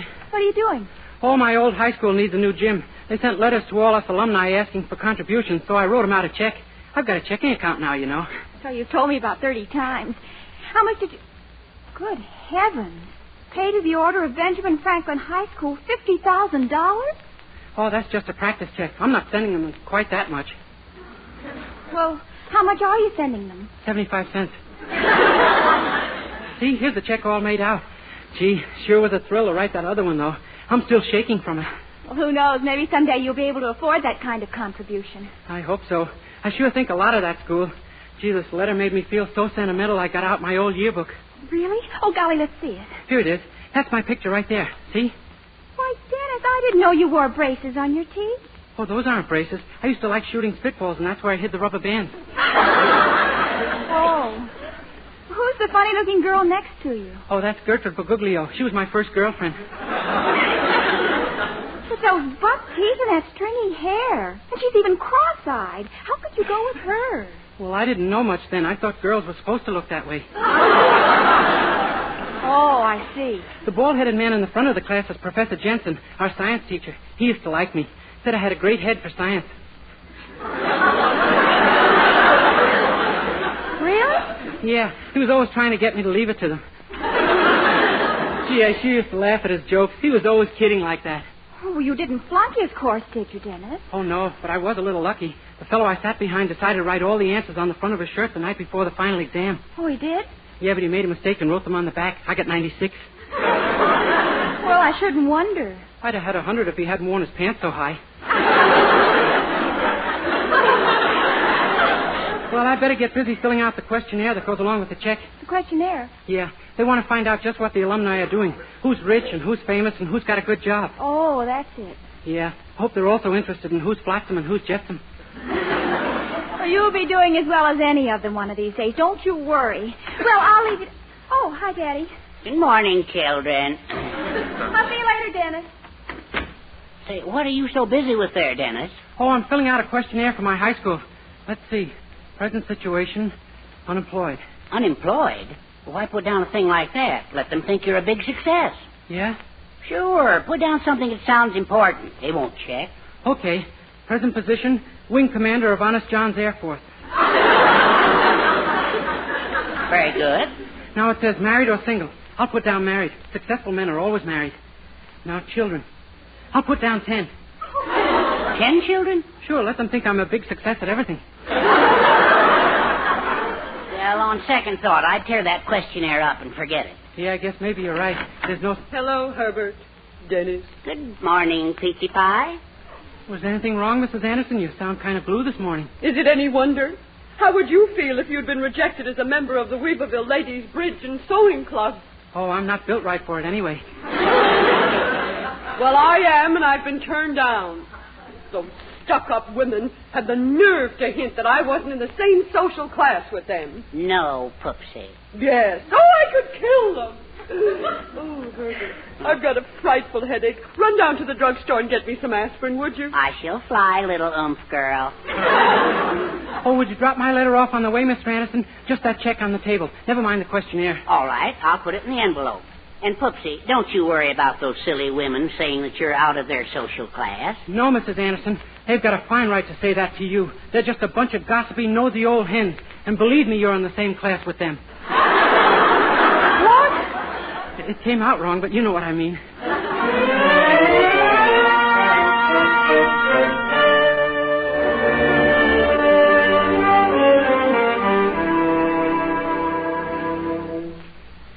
Well, it looks like the new girls' gymnasium is still as far away as ever, Dean Hotchkiss. Is that the last of the contributions? Well, just one or two more, I'm afraid. Here's one from a Dennis Day. Dennis Day. How much did he contribute last year? 50 cents. And the year before? We sent him $1. Let's see. Dennis Day. Yes, I had him in my history class. I'll never forget his final examination paper as long as I live. One question was, what did the United States gain from the Louisiana Purchase? His answer was, do-wah-diddy. Well, we may as well add his few pennies to the collection. Yes. Huh, a check. Well, that's funny. Good heavens, look at this. Great Scott. $50,000. Why, it's impossible. I remember this day vividly. He was the only boy here who, after 4 years of high school, had just enough credits to get into junior high.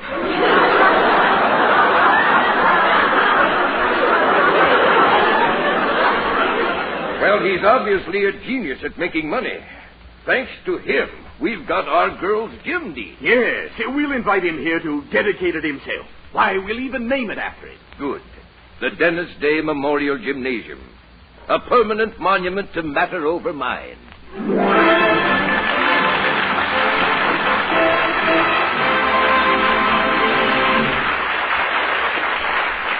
We'll continue this day in the life of Dennis Day in just a moment. Meanwhile, here's Dennis to sing I Went Down to Virginia.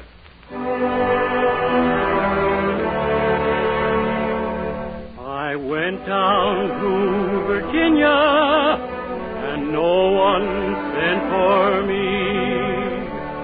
I went down to Virginia to see what I could see.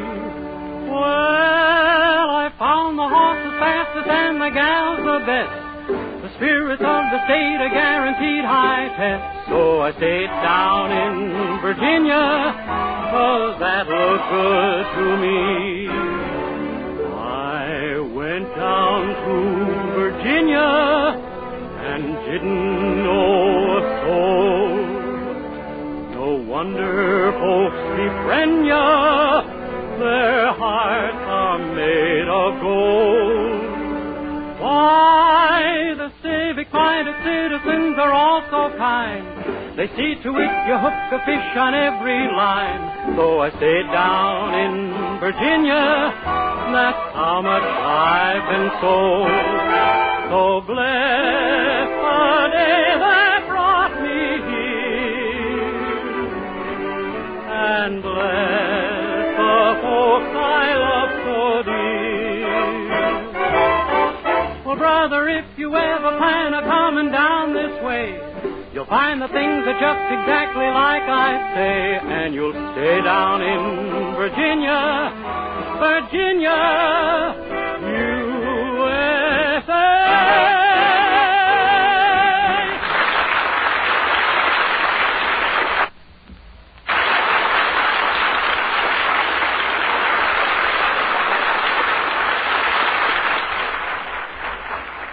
Well, it looks like having a checking account of his own was a little too much for Dennis. By mistake, a practice check he had written for $50,000 was sent to his high school as Dennis's contribution toward a new girls' gymnasium.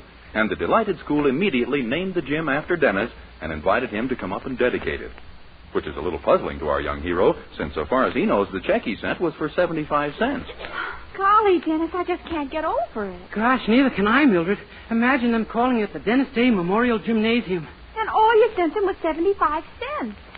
Well, it can't be the money, Dennis. They must be honoring you because they consider you the average student. They never admitted it when I was there. But that must be it. And they're trying to show that money means nothing. It's just... Oh, Mother, have you heard the news, Dennis? I know. Your father just told me. I'd like to speak to Dennis alone for a moment, if you don't mind. Why, of course, Mother. I'll see you later, Dennis. Dennis. Yes, ma'am? You know that I've always loved you, don't you? No, ma'am. I do, Dennis. I adore you. Oh, Mrs. Anderson, this is very embarrassing. I'm stuck on your daughter. This isn't a proposal. I just want you to know how I feel about you. You see, there's a little something you can do for me. Oh! Yes. You see, those snooty women in the Weaverville Bridge Club I told you about this morning, well, they might not be quite so snooty if I had a gymnasium named after me. You mean you'd like it if they named it after you instead of me? Oh, it's such a little thing to ask, Dennis. But, Mrs. Anderson... Haven't I been like a mother to you, Dennis? Who cleans your room? Who washes your clothes? Who cooks your food? Your husband. But who makes him? Yeah, that's true. Well, gee, if it means that much to you, Mrs. Anderson... Oh, you dream boy, you doll face. Oh, I only wish there was something I could do for you in return. Well, if you really mean that... Oh, I do. Well, I've been wanting to talk to you for a long time about the mattress on my bed. What about it? Could I have one?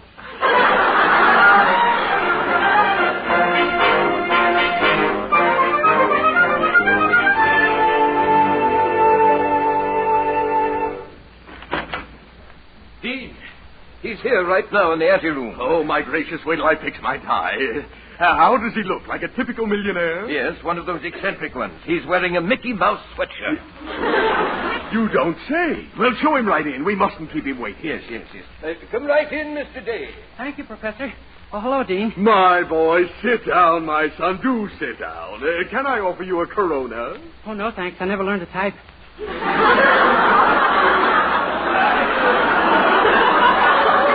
I meant a cigar. Oh, no, thanks.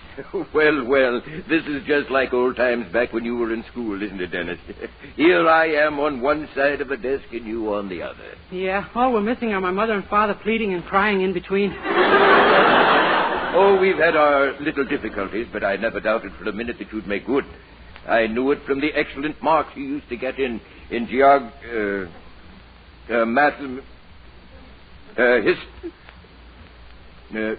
civics. Posture. Oh, yes, posture, yes. Dennis, my son, we can't begin to thank you for your magnificent contribution to our gymnasium. Oh, gosh, it was nothing, Dean. Nothing? Your money is going to provide over 300 schoolgirls with the equipment they need so desperately. Oh, really? Gee, the price of bloomers must be way down.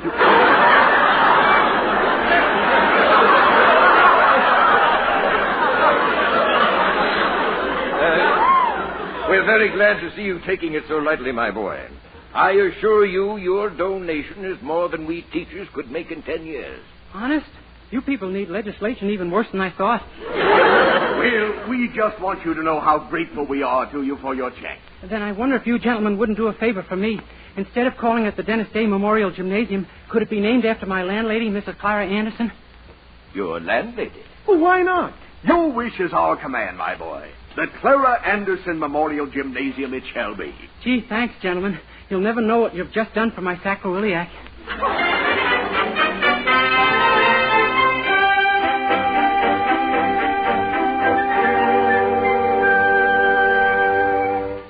Well, we're nearly ready for the ceremony, Dennis. Mrs. Anderson's out there on the stage now, waiting for it to begin. Well, this is going to be a big day in her life, all right. Pardon me, Mr. Day? Yes? I'm a reporter on the school paper. Donald Harrington, 49. Really? Gee, you certainly don't look it. No, I mean that's my class. Could you answer a few questions for our readers? We kids can learn a lot from a man like you. Yeah, I guess you got something there, all right. Well, go ahead, Sonny. I'll call you when we're ready, Dennis. Okay, Dean. Now then, Mr. Day, when did you enter and leave this school? 9 in the morning and 3 in the afternoon. No, I mean, what was your senior year? Oh, 1939 to 1942. I see. Do you think the high school boy should go to college? Oh, no, I think you should leave that to the college boy. Yeah. Do you believe in sex education in high schools, Mr. Day? Certainly not. I believe every boy and girl should know what sex they belong to before they come in here.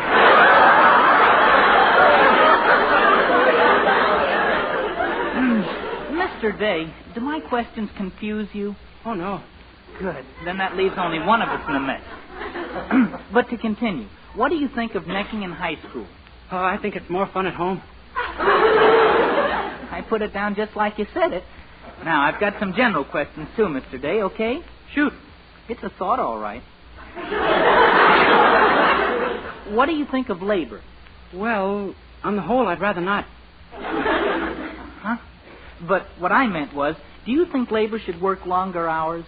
Oh, no, I think 60 minutes is as long as an hour should be. And you can quote me on that. If I did, who'd believe me? I beg pardon? Nothing. Well, thank you, Mr. Day. You've been most amazing. Oh, that's all right. Anytime. All ready for the ceremony, Dennis. They're waiting for you on the stage. Come on. Okay, see you later, Sonny. Gee, look at all the people. What a crowd. Well, there's Mrs. Anderson on the rostrum. Hello, Dennis. Oh, not at all. Members of the honored faculty, alumni, ladies and gentlemen. Today, through the generosity of one of our former students, we're about to see our dreams of a new gymnasium materialize. I'd like to present to you now the man who made the Clara Anderson Memorial Gymnasium possible. A man who, when he attended our school, was outstanding in such activities as,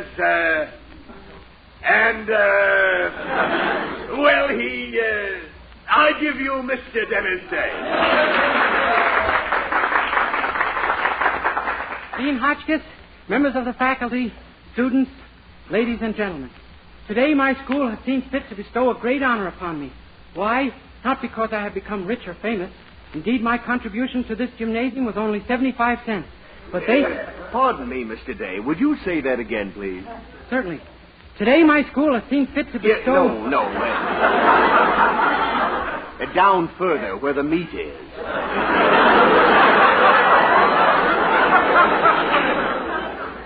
You mean the part about my giving 75 cents? You did say that, didn't you? And what's this check of yours I hold in my hand for $50,000? Careful, Dean. You're dropping it. Oh, that's all right. It'll bounce right up again.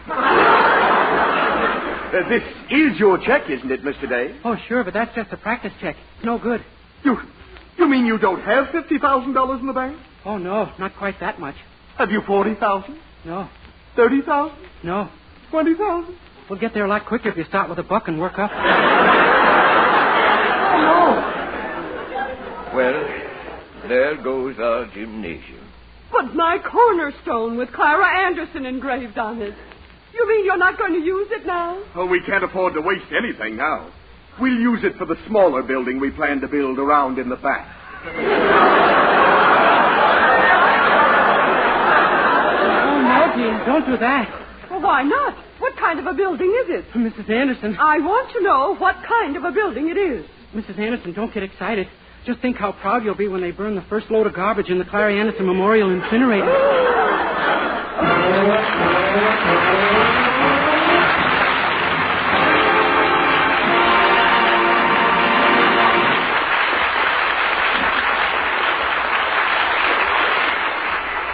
Dennis Day will be back in just 1 minute to sing The Loveliness of You.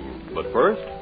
Dream girl, beautiful luster cream girl, hair that gleams and glistens, from a luster cream shampoo.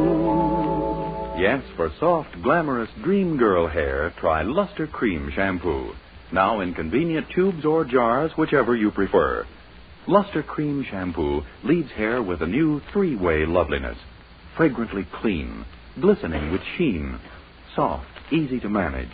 Not a soap, not a liquid, but an utterly new, rich lathering cream shampoo. A blend of secret ingredients plus lanolin. 4-ounce jar, $1. Smaller sizes, tubes or jars, 49 and 25 cents. Be a dream girl, a lovely luster cream girl. Dream girl,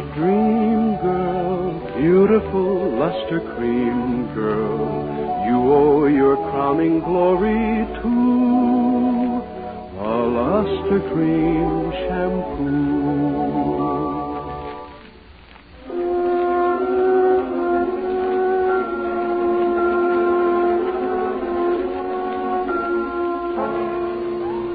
With Charles Dant and the orchestra, here's Dennis to sing The Loveliness of You.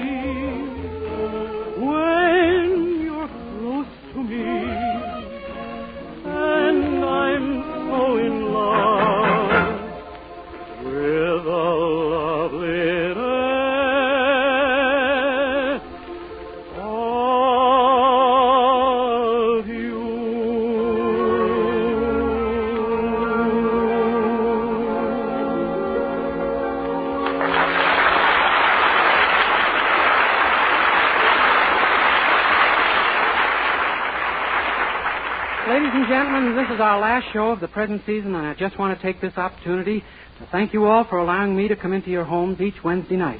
We're going to take a short vacation now and return in the first week of September, and we hope that you'll be listening. Good night, and have a swell summer, everybody. See you in 8 weeks.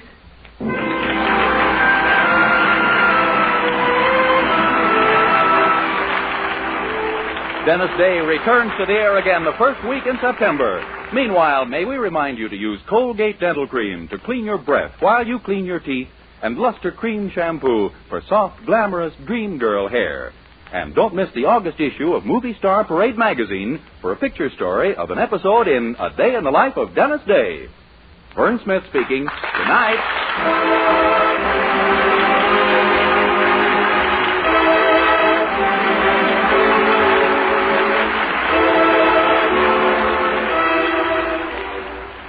This is NBC, the National Broadcasting Company.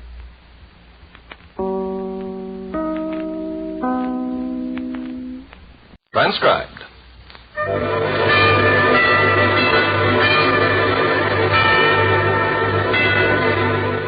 Good evening. This is Ronald Coleman, inviting you to join Mrs. Coleman and me for the next half hour when our sponsor, the Joseph Schlitz Brewing Company of Milwaukee, Wisconsin, presents The Halls of Ivy.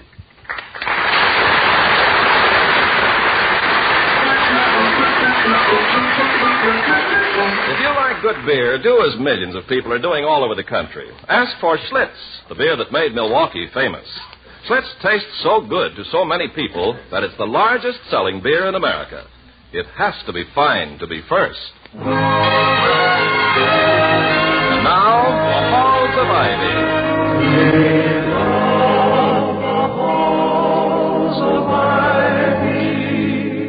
That surround us here today. Welcome again to Ivy College, that is, in the town of Ivy, USA. It's one of those nights that makes home a real haven. Dr. William Todhunter Hall, president of Ivy, is thankful to be home at last after a dinner meeting of the board, to don his dressing gown and slippers and join his wife Victoria before the fireplace.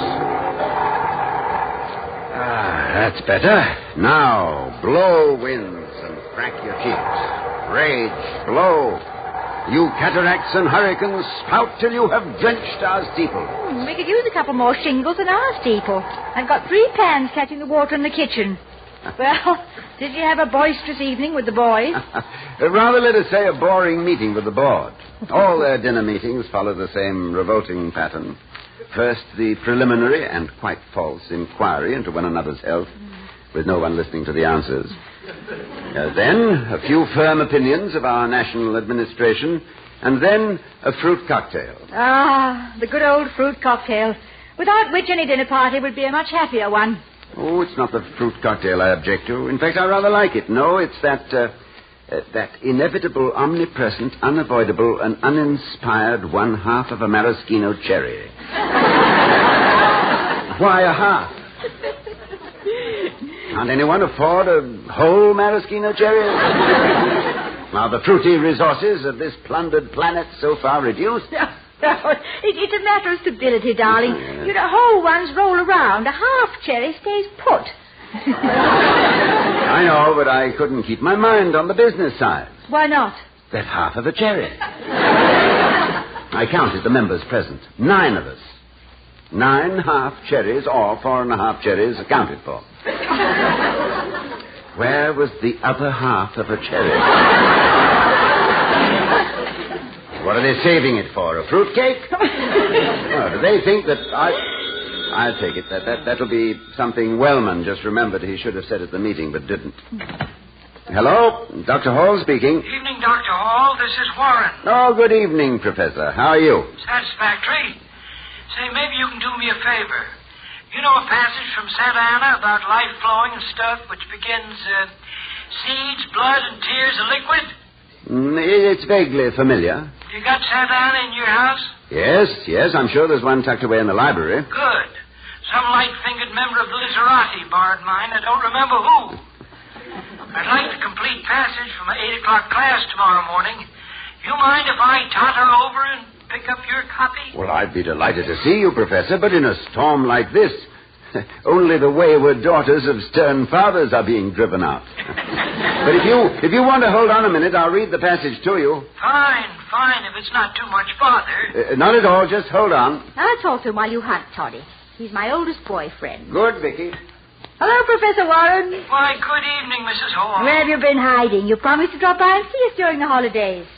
Now, I've got a lot of blank paragraphs in my diary. Oh, my apologies, Mrs. Hall. But you see, I usually crawl into solitude on such occasions. Christmas, I hang up an old sock and put a horn in it, which I take out on New Year's Eve. At the stroke of midnight, I look in the mirror and blow one toot at myself and go to bed. Well, sometime you bring it over here. I never heard you blow your own horn, Professor. You can put that down to natural shyness and shortness of wind, lady. Not to any lack of conceit. Otherwise, I wouldn't even... Vicky. Oh, excuse me, Professor. Yes, Toddy? Have you seen Santa Ana lately? Well, no, dear. We'll call you back, Professor Warren. All right. Yes, there's a philosopher named Santayana lost in our library, and we're forming a posse. All right, bye. Goodbye. Here we are. Oh, did you hang up? I just found it. Oh. Now, if I can locate that passage, it must be in the essay on... Let me see some... Oh, here. Here it is. Now, what's his phone number? Well, that's odd. I've called him up often enough. Well, I'll look it up. Wait. Cedar 2655. No, that doesn't sound like it. I remembered that much too easily. It must be wrong. Of course, I know it's ridiculous. And it's the last thing anybody would ever be caught at. And I'm a flighty woman even to suggest it. But how about trying the phone book? No, not for Warren. He'd insist on being unlisted if he were the head of the fire department. Well, let's find out. I like to look through the phone directory anyway. It's the one book I can lay down any time without wondering what happens next. War Nick, War Not, War Now, War Pack. Here we are, Warren. Warren. Is it Joseph? Yeah, that's right, Joseph Warren. So he isn't listed. Nah. Yes, it is. Joseph Warren. Cedar, 7211. Ah, good. Thank you, darling. Cedar. C-E... What was that? Cedar what? Oh, Toddy. Now. War Knock, War Pack, Warren, all the way to Cedar. 7. 2. 1.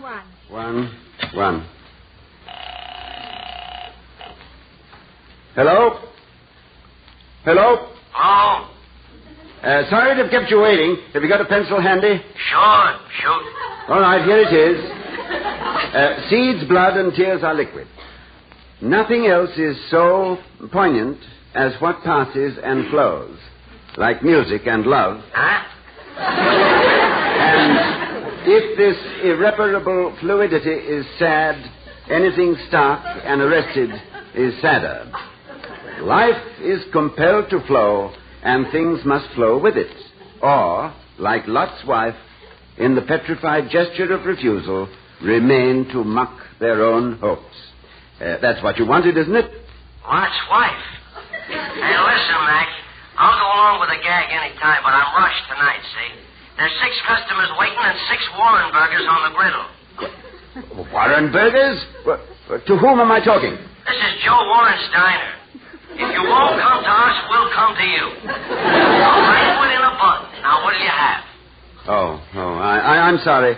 Nothing tonight, thank you. Wrong, Warren? Yes. This one sells something called Warren burgers. A banquet in a bun. I'll wager there's not half a maraschino cherry within sneering distance. Sounds interesting. I'm sorry you didn't order a couple. Well, I thought of it, believe me. But first things first, darling. What is Professor Warren's phone number? Oh, it must be somewhere in your desk. Let's look now. Cedar. I'm sure it was cedar. Or was it walnut? Or maple? Was it evergreen or deciduous? Here's your address book. RSTUVW has... Professor J. Warren, 82 Piazza Barberini, Rome, Italy. Oh, now, Vic. That's a leftover from Warren's sabbatical leave in 1937. Now, wait. Here's a... I'm up. I'll go. Professor Warren. Evening, Dr. Hall, Mrs. Hall. Oh, come in, Professor. You must be frozen. In the recent jargon of our undergraduates, baby, it's cold outside. Thank you. We'll sit down. Well, I'm sorry you had to walk over in this weather, Professor. I was trying to get you on the phone. Yes, I know. You see, Burgess always takes over the moment I hang up. You should see my phone bill. You'd think I was the voice of America. Burgess, who's he? He's a her. Oh. It's Miss Burgess. She's my housekeeper. I'm willing her to the Smithsonian Institute. They'll hang her up on the ceiling under the port wing of the Spirit of St. Louis. Did you find the Santa Ana? Yes, I did, and the quotation. Good. That's worth 2 blocks in a blizzard. Well, now that you're here, take off your coat and mittens and stay a while. Thank you, Mrs. Hall. Wanted to speak to you, too, anyway. You busy Saturday night? No, I don't think so, are we, Vicky? Well, the Browning Society wanted you to read for them. Let them get Browning. They've had guest speakers deader than he is. Well, it appears we have a free evening. Good. I thought we might have a quiet dinner, just the 3 of us, at Tony's out on the River Road. You know, I'm leaving Ivy next month. Leaving? Oh, William, you didn't tell me. Well, I was hoping he wouldn't. I've made him an offer to stay on. Mrs. Hall, I am superannuated. In Navy parlance, I'm to be decommissioned, coated with cosmoline, and nudged up the river to join the rest of the mothball fleet. I am disqualified because of old age. Oh, now, you know it's not a question of disqualification, Professor. The retirement age is automatic. It's certainly wrong in your case, but regulations are never made for exceptions. And you're always an exception, aren't you, Professor Warren? Why, you've built quite a reputation on it. Mrs. Hall, I've always believed that if you travel with the crowd, you're liable to get your mind picked. But I think this retirement thing might be a good idea in my case. Out of sheer inertia, I'd probably have stayed on here till it dried up and blew around the campus, dirtying the front steps of Clarence Wellman Hall on rainy afternoons. Well, in that case, there would be more brains outside than inside. Now, what are your plans, Professor? Nothing definite. Might go to Tibet. Tibet? That forbidden land where the foreign devil is not permitted to set foot. Unless he is one of 4,000 writers with camera and ballpoint pen who goes home and writes a book on how impossible it would be for anybody else to do what he did. Well, personally, I wouldn't go any place I had to get to on a high llama. Don't you mean a low llama, Vicky? You visit the high one. Before you ride off into the sunset, Professor, I want to ask a favor. You will help Professor Dickinson get acquainted with your department, won't you? You know, he's just getting settled, and there'll be a lot you can tell him. Yes, there's plenty I could tell Professor Dickinson, if he'd listen. But he's not interested in my ideas, and frankly, I don't like his either. Well, since you put it that way, frankly, perhaps it's just as well to skip it. It is just as well. We'd wind up behind the science building at dawn. Pistols for 2 and breakfast for 1. I've taken up enough of your evening. Just hand me my coat and mittens, and I'll be on my way. Yes, here you are. Thank you. No, Mrs. Hall, don't come to the door. You'll freeze. Good night. Good night, Professor Warren. Don't forget about Saturday, Doctor, about 7. Oh, thanks very much. We'll be looking forward to it. Good night. Good night. I love that man. But he never stays put. He just gets started talking, and then he pops out and runs off. Now, you know, I never dreamt it was possible that Warren could reconcile himself to retirement so easily. He's an old war horse, and I thought he'd die rather than leave his stable. Oh, Toddy, here's the Santayana. He's forgotten to take it. Oh, you better give it to me. I'll drop it by his house. Now, where did I put my overshoes? Oh, you're not going out in this weather. Yes, I am. I've been thinking seriously about those banquets on buns, those Warren burgers. And I've come to a decision. Oh, well, that's quite different. Make it do with everything, darling. You hurry back.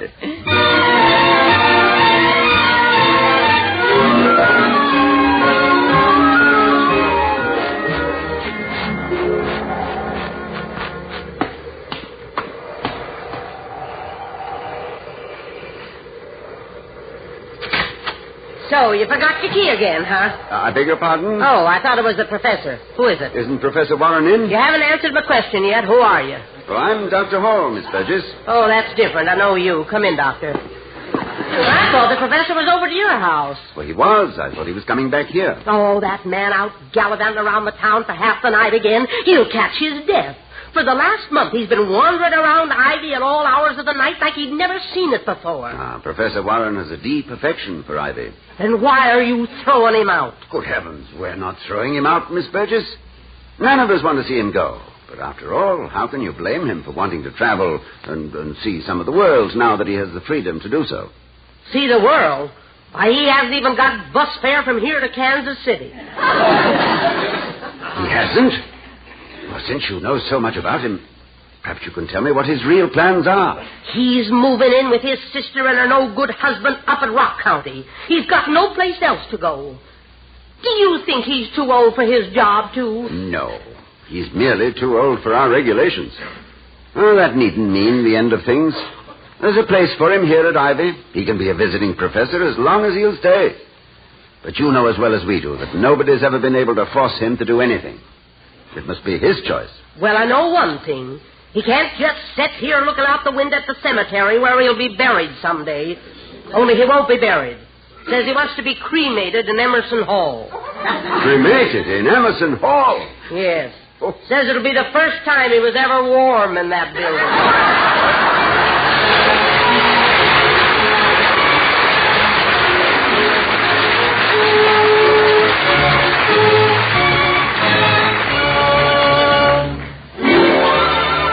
when there's beer on your mind, your best thought is Schlitz, the beer that made Milwaukee famous.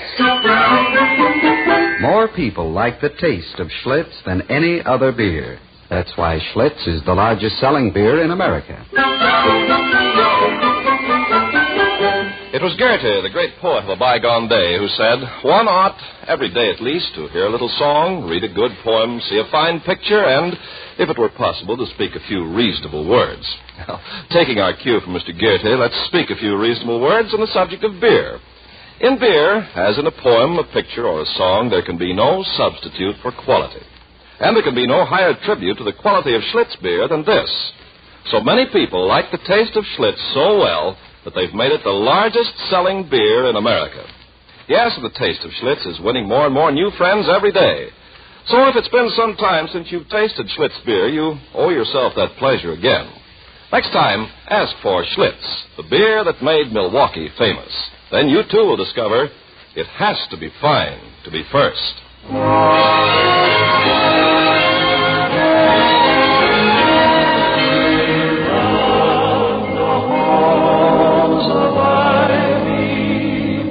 That surround us here today. As we return to Ivy, Dr. and Mrs. Hall are the dinner guests of Professor Warren at a roadhouse a few miles outside of town. How am I doing, Mrs. Hall? Bet you didn't know I danced so divinely, did you? This is the first chance you've given me to find out. Well, it's not something I usually talk about, but I once wanted to be a ballet dancer. Twinkle Toes Warren, the boy in the velvet pants. You paint a lovely picture. What stopped you? Too many feet. In a more rational moment, I swapped my patent leather pumps for a set of Plutarch. Oh, what happened to the boy who got the pumps? He owns a filling station outside of Baltimore. That's fate, I guess. If you're born to the pumps, you're going to get them. Oh, say, I'm sorry that's over. Dibs on the next waltz, Mrs. Hall. By all odds, the most talented couple on the floor. There was a time, Dr. Hall, when Irene Castle was my favorite dancer. But in her foxiest trot days, she couldn't hold a candle to your wife. Oh, Irene Castle, how long ago was that? Oh, don't ask me for any contemporary dates, Mrs. Hall. Dates, I mean. If you asked me for those of Constantine and Theodosius, I could give them to you. But as far as my own personal chronicle goes, I don't even know what year I was born. What, you do... Oh, wait a minute. Then how do you know you're 65? I don't. Never had a birth certificate. Or if I did, I lost it. During the First World War, when I had to produce one, I discovered that the town hall of Centerville, Ohio, had long since burned down. So I just picked a good round birth year, and now I'm stuck with it. Looks like it was not a winning number either. Oh, I'm not so sure. Professor, you've just set your clock back. I'll take this up with the Board of Governors tomorrow. For all anybody knows, you're a boy of 21. Well, thanks, Doctor. Thank you very much, but it's no good. I don't think I'd enjoy borrowed time. Time is community property. Help yourself. No, I appreciate your good intentions, but you don't know how well off you're going to be without me. This Professor Dickinson, there's a boy you won't have any trouble with. He'll go to all the teas, make all the proper little speeches, be nice to all the right people. All the social amenities here are well enough taken care of, but the heart of Ivy is the classroom. And that's where your heart has always been. Right now, my heart's in the Highlands. Why, you told us you were going to Mexico City or all points south. Well, I've changed my plans again. I've decided to go down to Rio first. Thought I might get myself a cabana on the beach and just bask in the sun. Funny thing, I don't believe I've ever basked. Well, I admit the prospect is very attractive, with all the snow we've had this winter. Well, when you're approaching winter yourself, that's the time you start looking for summer everywhere. That's why I'm heading south. Say, I'm a fine host, spending the whole evening talking about myself. Here, let me fill your glasses. It's milk from Contented Vineyards. Thank you. Well, here's a toast. Courtesy of Thoreau. To him whose elastic and vigorous thought keeps pace with the sun The day is a perpetual morning. Good morning, everybody. What a dove. Dr. Hall, may I please have this dance? Of course, darling. Will you excuse us, Professor? Well, this one you may have, Doctor. But remember, the waltz is mine. Toddy, we can't let him leave Ivy. Yes, but how to make him stay? Yes, if only he weren't being so gay about it all. They'd much more like him to get into a fury at you and Ivy and everybody letting him go. We don't want to let him go. We're only... Vicky, that's the answer. You've given me the only good idea I've had all day. You think they'd throw us out if I kissed you? Well, if they do, you can kiss me again on the sidewalk.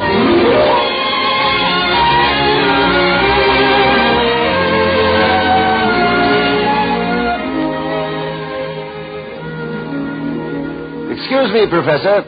I'm on the phone, Vicky.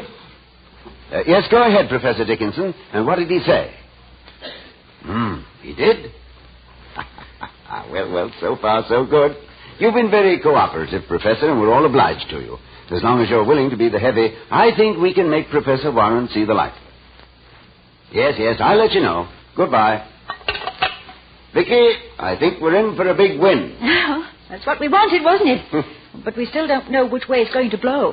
Dickinson's already got the first blast, and it came from the expected direction. He said it was a real twister.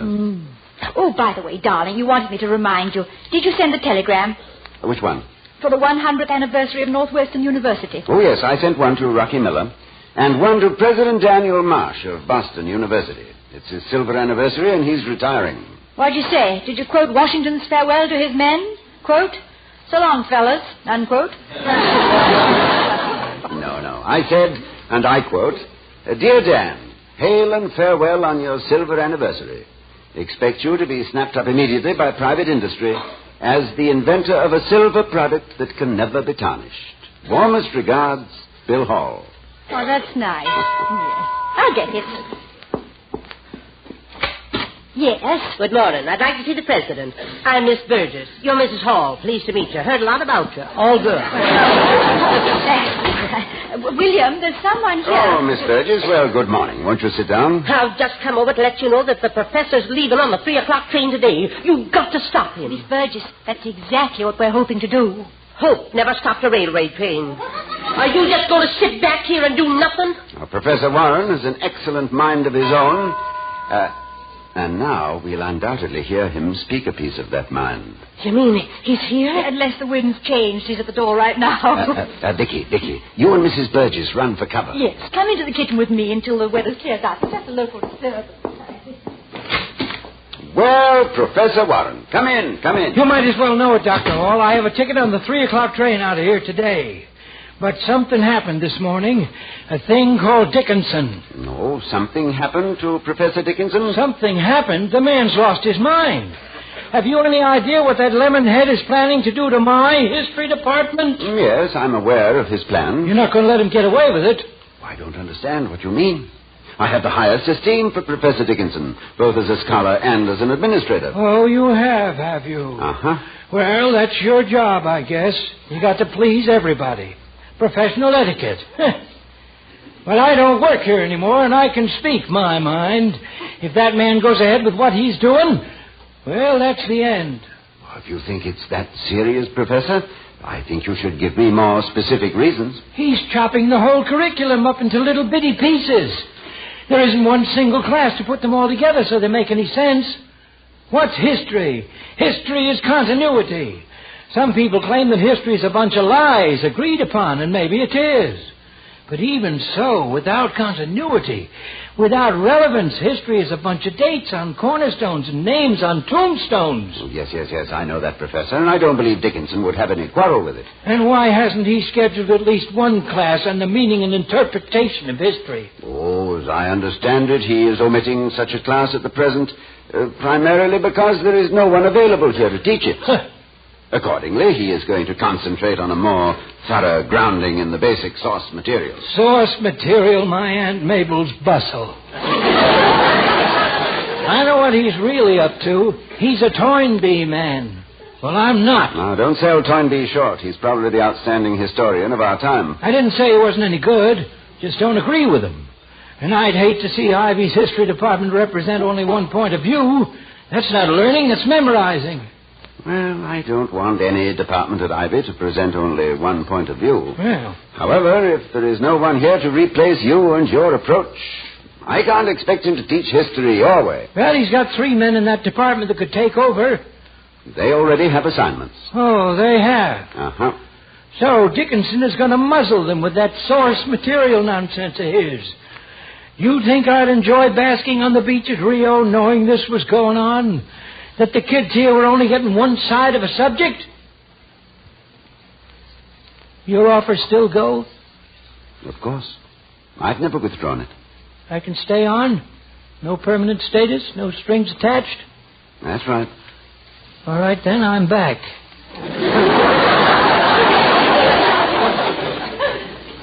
Welcome home, my friend. I'll tell Dickinson to schedule your course, but naturally I won't say anything about your opinion of his ideas. You won't have to. He knows them. Now I'm off. Got to beat it down at the station and get a refund on my ticket. The fare to South America, you know, is not just coat hangers. Goodbye, Professor. So long. Say hello to Mrs. Hall. Last evening was very pleasant. I wish I could say as much for this morning. Dickinson is a lousy dancer.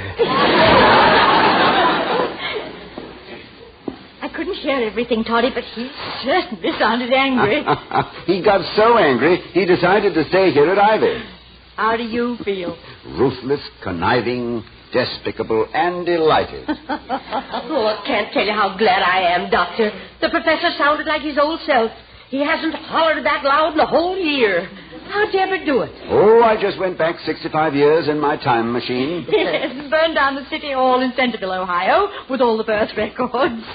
Doctor, for a firebug, you burn a real hot match. Thank you, Miss Burgess. Officiating at the accouchement of Professor Warren's new birth date makes me feel a little like a statistical midwife, but I'm glad he'll spend his newfound youth with us. It seems, as Sir Walter Raleigh said, that history has triumphed over time.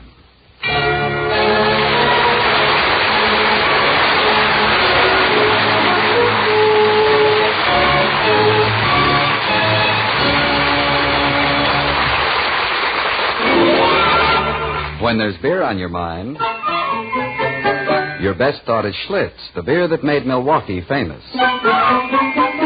More people like the taste of Schlitz than any other beer. That's why Schlitz is the largest selling beer in America. Here again are Mr. and Mrs. Ronald Coleman. Good night, everyone. Good night.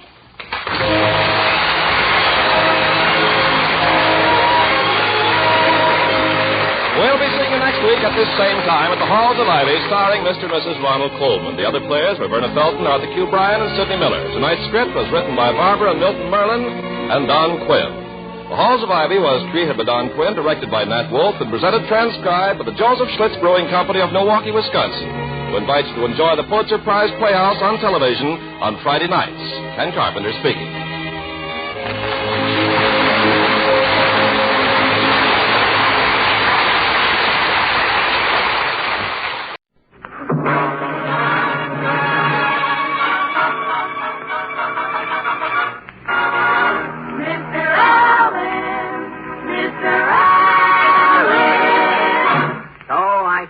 Of anything tonight, kiddies.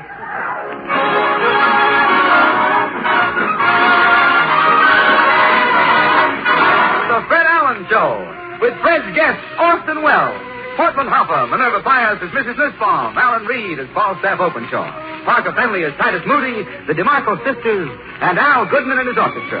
And until I show up as Senator Claghorn, my name is Kenny Delmar. This week, ladies and gentlemen, a new book, The Way to Vocabulary, Power, and Culture, was published. We bring you now the new literary lion, whose name appears twice in this work. He's Fred Allen. Thank you.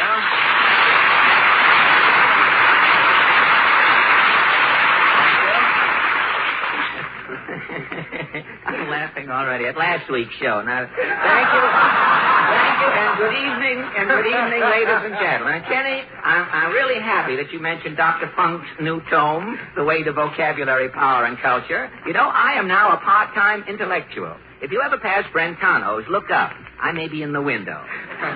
Well, have you noticed any difference since your name was mentioned in Dr. Funk's book? Well, yes, Kenny. I'm the talk of the literary set in subdued voices for the nonce. On Fifth Avenue yesterday, Elsa Maxwell blew me a kiss. Elsa blew you a kiss? Yes, she was a little short-winded. It fell in the gutter, but I rescued it. You know, you should expand your vocabulary, Kenny. Get hep to words like tessellated. Tessellated. What does it mean? Well, thanks to Dr. Funk, I am now in a position to tell you, Kenny. Tessellated means adorned with mosaics. Oh. What does mosaics mean? Kenny, don't press your luck. I'm only up to page 12 myself. When I get up to the mosaics, you'll hear from me by phone. Don't let me go on. Mr.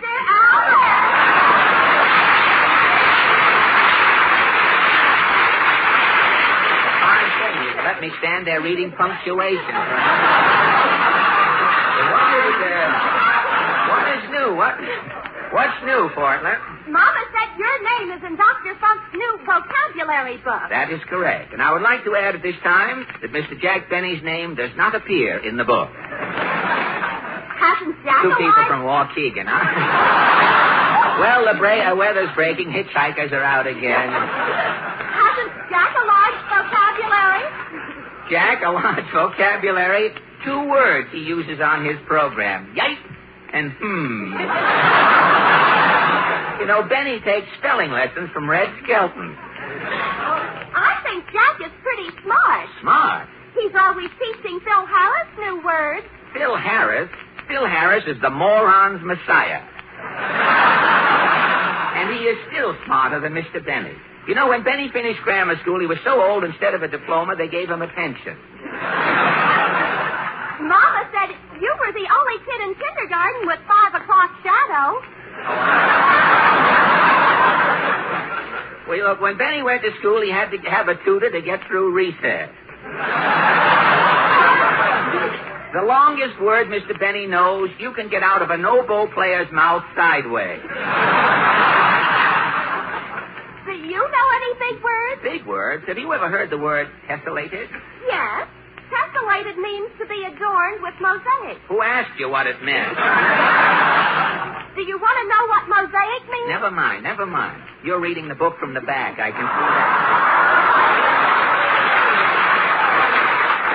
Well, touche, and I don't mean that hand lotion, Portland. And speaking of hand lotions, we have a date with a couple of chaps in Allen's Alley. What is your question tonight? Have you heard about the chicken surplus? And if you have, are you eating more chicken to help reduce it? Shall we go? As the saw in the sawmill said to the knothole, I think I'll buzz along.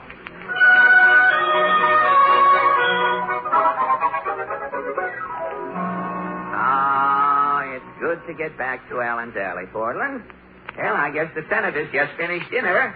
There's a big catfish head on the lawn. See the flies?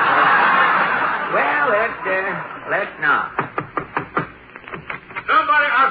Somebody knock. Yes, Claghorn's the name, Senator Claghorn, that is. You're from the South. When I play bridge, I never sit off. Now, wait a minute. You men who know Senator's best, it's Claghorn 6 7/8 to 3. Now, look. I shot a robin this morning. You shot a robin? I caught the little feathered traitor flying back from the South.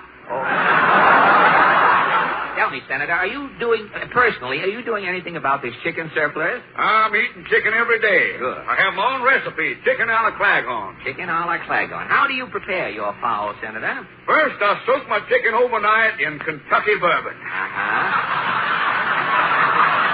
Hard for me to go on here now. Then I boil it in Louisiana corn. Yes. Then I baste it with Mississippi mint julep. Yes. Then I leave it in the skillet over a slow fire for 2 days. And the chicken's ready? I don't bother with the chicken. No? When I get through lapping up that gravy, yes, I'm southern fried.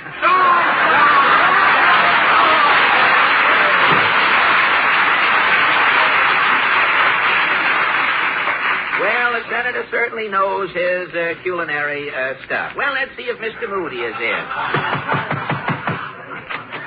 Howdy, Bob. You look a little tired, Mr. Moody. Yeah, I had to set up all night in the pig pen. Oh, really? One of my pigs had ptomaine. Oh. Well, how could a pig get ptomaine? I don't know. Must have had a piece of tainted swill or something.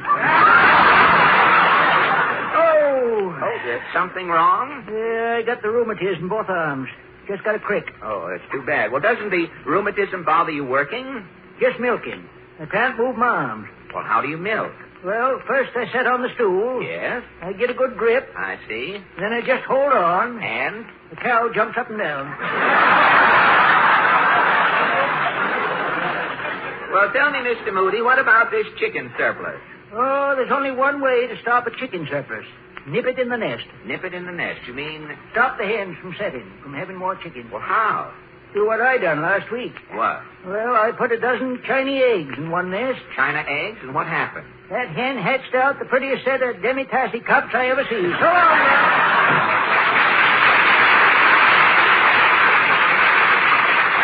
Well, I've never heard of a hen in her cups before. Oh, well, let's try this next door. No. Not Mrs. Nussbaum. You are expecting maybe Ronald Goldman? Huh? Tell me, Mrs. Nussbaum, are you doing your bit to help reduce the chicken surplus? I'm sending to Washington a slogan. Oh, what is your slogan? The war is over. We're through with bullets. Now is the time. Start cooking pullets. Very good. Excellent. Are you, beside the slogan, are you using poultry at home? For every meal in my house, I'm serving chicken. No kidding. For breakfast, I'm making Wheaties.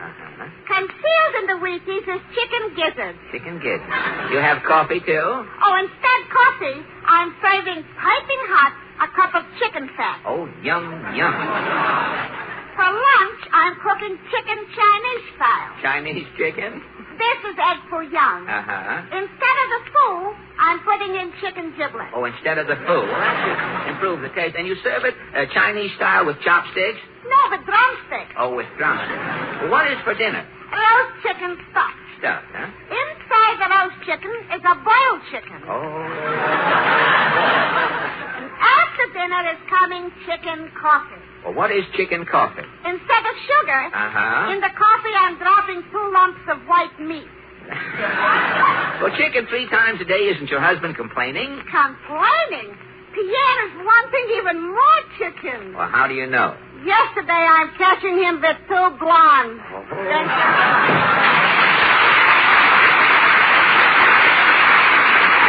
here we are at the end of Allen's Alley. What can happen at this last shanty? Hi-ho all, it isn't Rudy Valley, it's the poet laureate of Allen's Alley. Tonight we are discussing the chicken surplus. I know. I have prepared a poem. And what is your chicken surplus quatrain called? In rebuttal. In rebuttal. How does it go? The rooster flew to the hen house roof and crowed to the world at large his message conceived in rebuttal to the chicken surplus charge. We give up our lives, crowed the rooster, and I speak for each chicken and hen who has died and been fried through the ages to grace the tables of men. Today you proclaim there's a surplus, yet to death you continue to doom us. Your cold storage warehouses glutted with fowl, and none to consume us. The real reason there's a surplus of poultry is the population has shrunk in New York. So don't go around blaming us chickens. Go take it up with the stalk.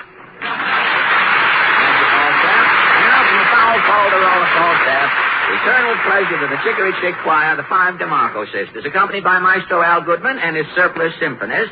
The DeMarco sing Atlanta, G.A.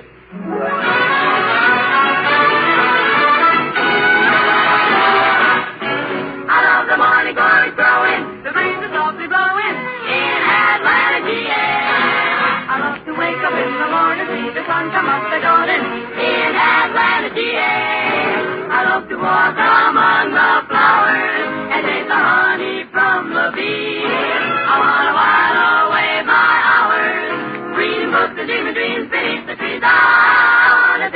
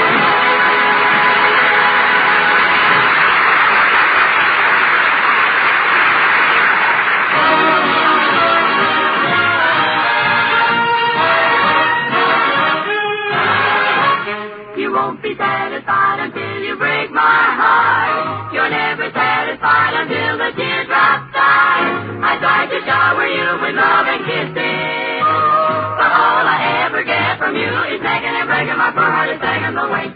You taught my heart to cry in shame. I bet you wouldn't like it if I did the same.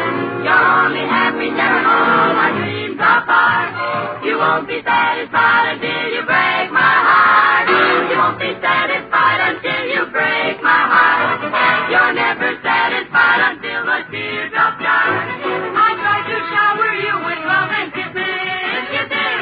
All I ever get from you is nagging and breaking my poor heart is aching all the way. You shot my heart around the crying stain. I'll bet you wouldn't like it if I did the same.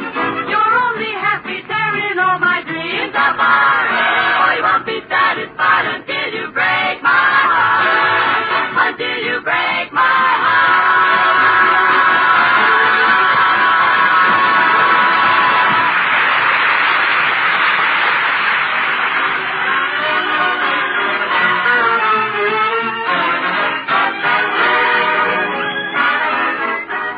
That was a miniature version of Personality played by Al Goodman and his Union Squares. Say, Portland. Yes? You know, we have to get busy. Our guest tonight is Orson Welles. Is the gold mesh carpet ready? The gold carpet is ready. Yeah. The man from Symphony's brought the jade microphone. The jade microphone. I told him the turquoise microphone. Yes, the preparation we have to make for Orson. Did you rehearse the Orson Welles fanfare? Oh, gosh, I forgot. Mr. Goodman, with that special Orson Welles fanfare, have your men chew on a little sen-sen before they blow their trumpets. Mr. Welles likes to smell something as he comes on. In fact, I would... Hey, this must be Orson now. Mr. Goodman, the fanfare, please. Wait a minute. Hold it. Stop it, please. You're not Orson Welles. No, I'm Mr. Welles' personal psychiatrist. Yes? I'm afraid Mr. Welles cannot appear on your program tonight. Can't appear? No, Mr. Welles is suffering from a complete breakdown of personality. But, Doctor, you are a doctor. In some states, yes.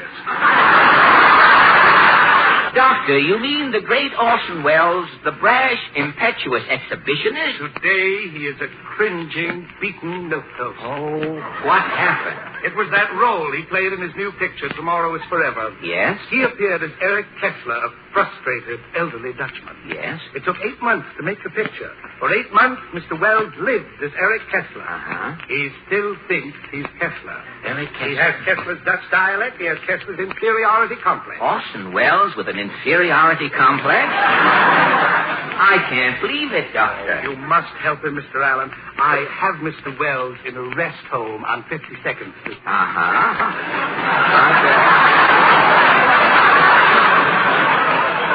Doctors Leon and Eddie's the place I've seen. What can I... If you could induce Mr. Welles to face an audience again, he might conquer his phobia. I shall do it. Let's go to the rest home, Doctor.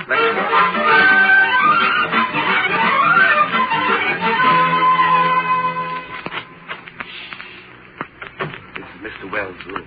But there's no one in here, Doctor. Quiet. Mr. Welles is hiding in the closet again.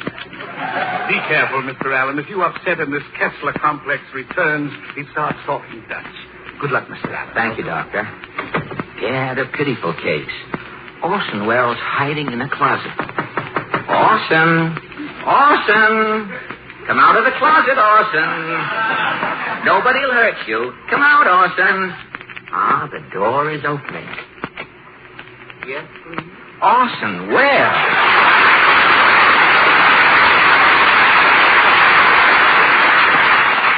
Orson, you remember me, Fred Allen? Was you ever in Cincinnati? Look, Orson. Excuse, please. The name is Eric. Eric Kessler. But, Orson, I'm your old friend. Was you ever in Cincinnati? Orson, you must snap out of it. Oh, everything is so confused. Think hard. Back in the dim, hazy past, you knew a man named Orson Welles. Orson Welles. Think. Orson Welles. I seem to recall. Orson Welles used to walk down Fifth Avenue with a marmoset riding his armed side saddle, a fawn prancing by his side, and 20 giant butterflies on silken leashes flew ahead, spelling out the name Orson. I saw Orson Welles one day carrying a cane. It was the hind leg of a gazelle. Orson used to strut into the automat, stand in front of those little windows, and say, "Open." Every single window would fly open. Well, listen, Mr. Kessler. That man with the 20 butterflies and the hind leg of the gazelle was you. You were Orson Welles. You're still Orson Welles, star of stage, screen, and radio. Fred. Yes? You left out television. That's the old Orson, the old blowhard coming back. You mean I'm not Kessler, the weakling? I am Orson Welles, the blowhard? Yes. You have got to convince yourself. Say to yourself, I am Orson Welles. I am Orson Welles. Good. Say it again. I am the great Orson Welles. I am the great Orson Welles. Let it ring out. I am the great Orson Welles. You're cured. The old power, the old ego, the old ham is back. Now you know who you are. I am Eric Kessler. Orson. Were you ever in Cincinnati?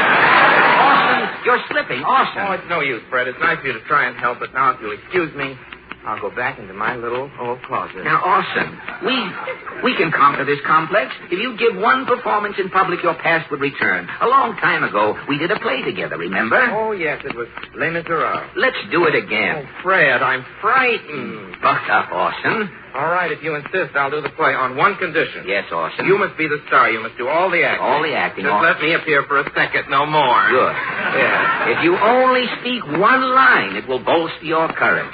Now, as we start, you can announce the play. Fred, it means mentioning my own name. I'm afraid. Steel yourself. You must conquer this inferiority complex. You can do it, Orson. Music, Mr. Goodman.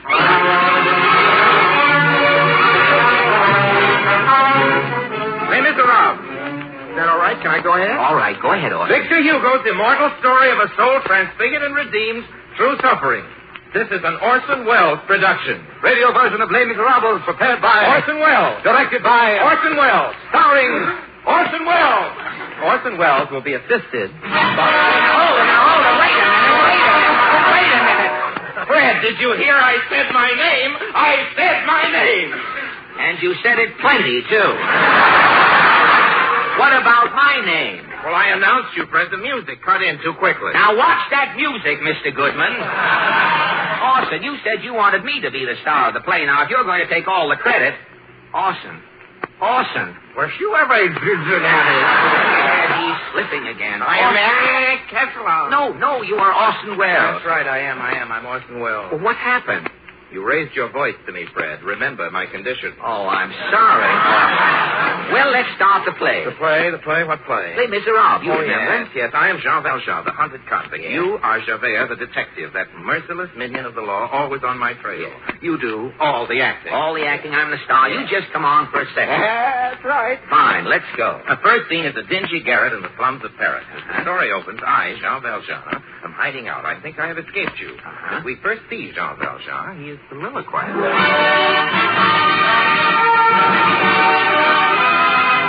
At last, Jean Valjean, you are safe.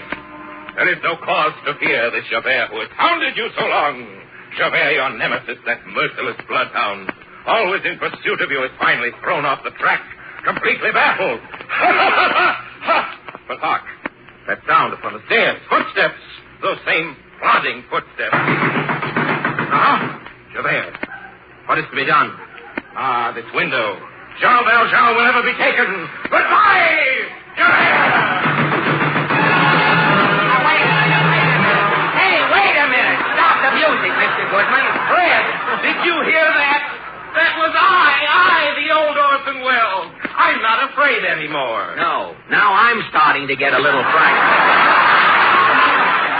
Now, look, Orson. Later, Fred. Now we start the second scene. Never mind the second scene. What about the first scene? Oh, it was wonderful, Fred. I'm getting that old feeling again. And I'm getting that old business again. Orson, you said I was going to be the star. But you are the star, Fred. What stole that whole scene? What? It was that knock on the door. And who knocked on that door? Javert. Never mind Javert. Well, you motivate the entire story. If you hadn't knocked at that door, I'd still be in the garret. We'd have no play. Now, don't give me that. I'm supposed to do all the acting. I haven't even had one line. But you ever existed that? Take it easy, Orson.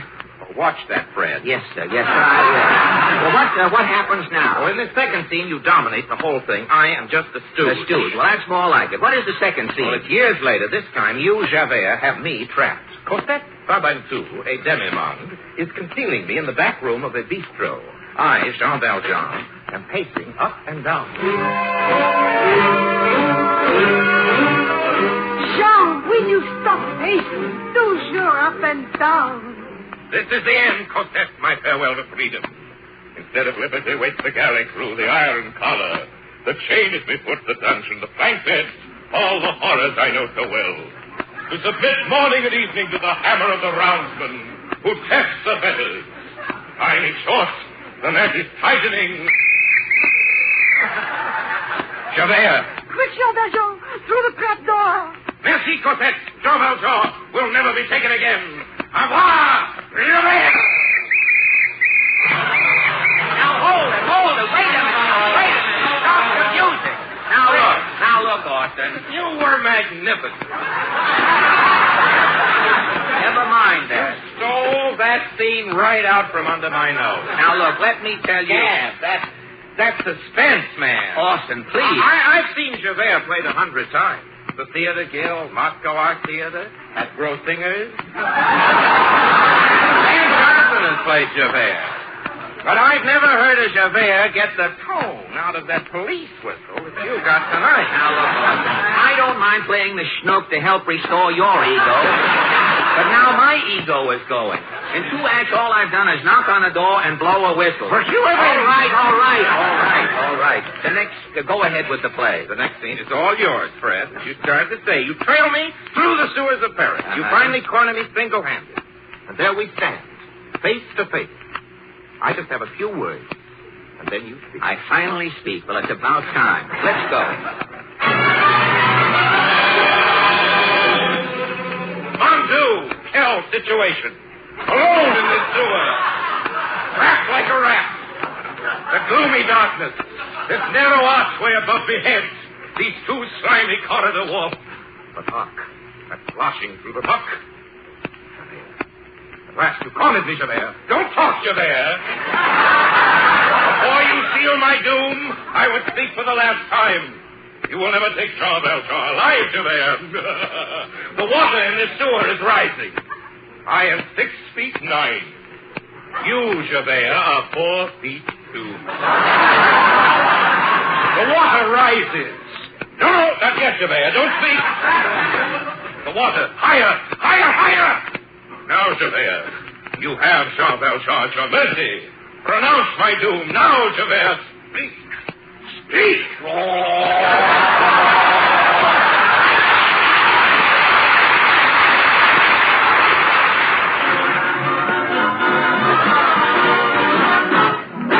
Kiss me once and kiss me twice and kiss me once again. It's been a long, long time.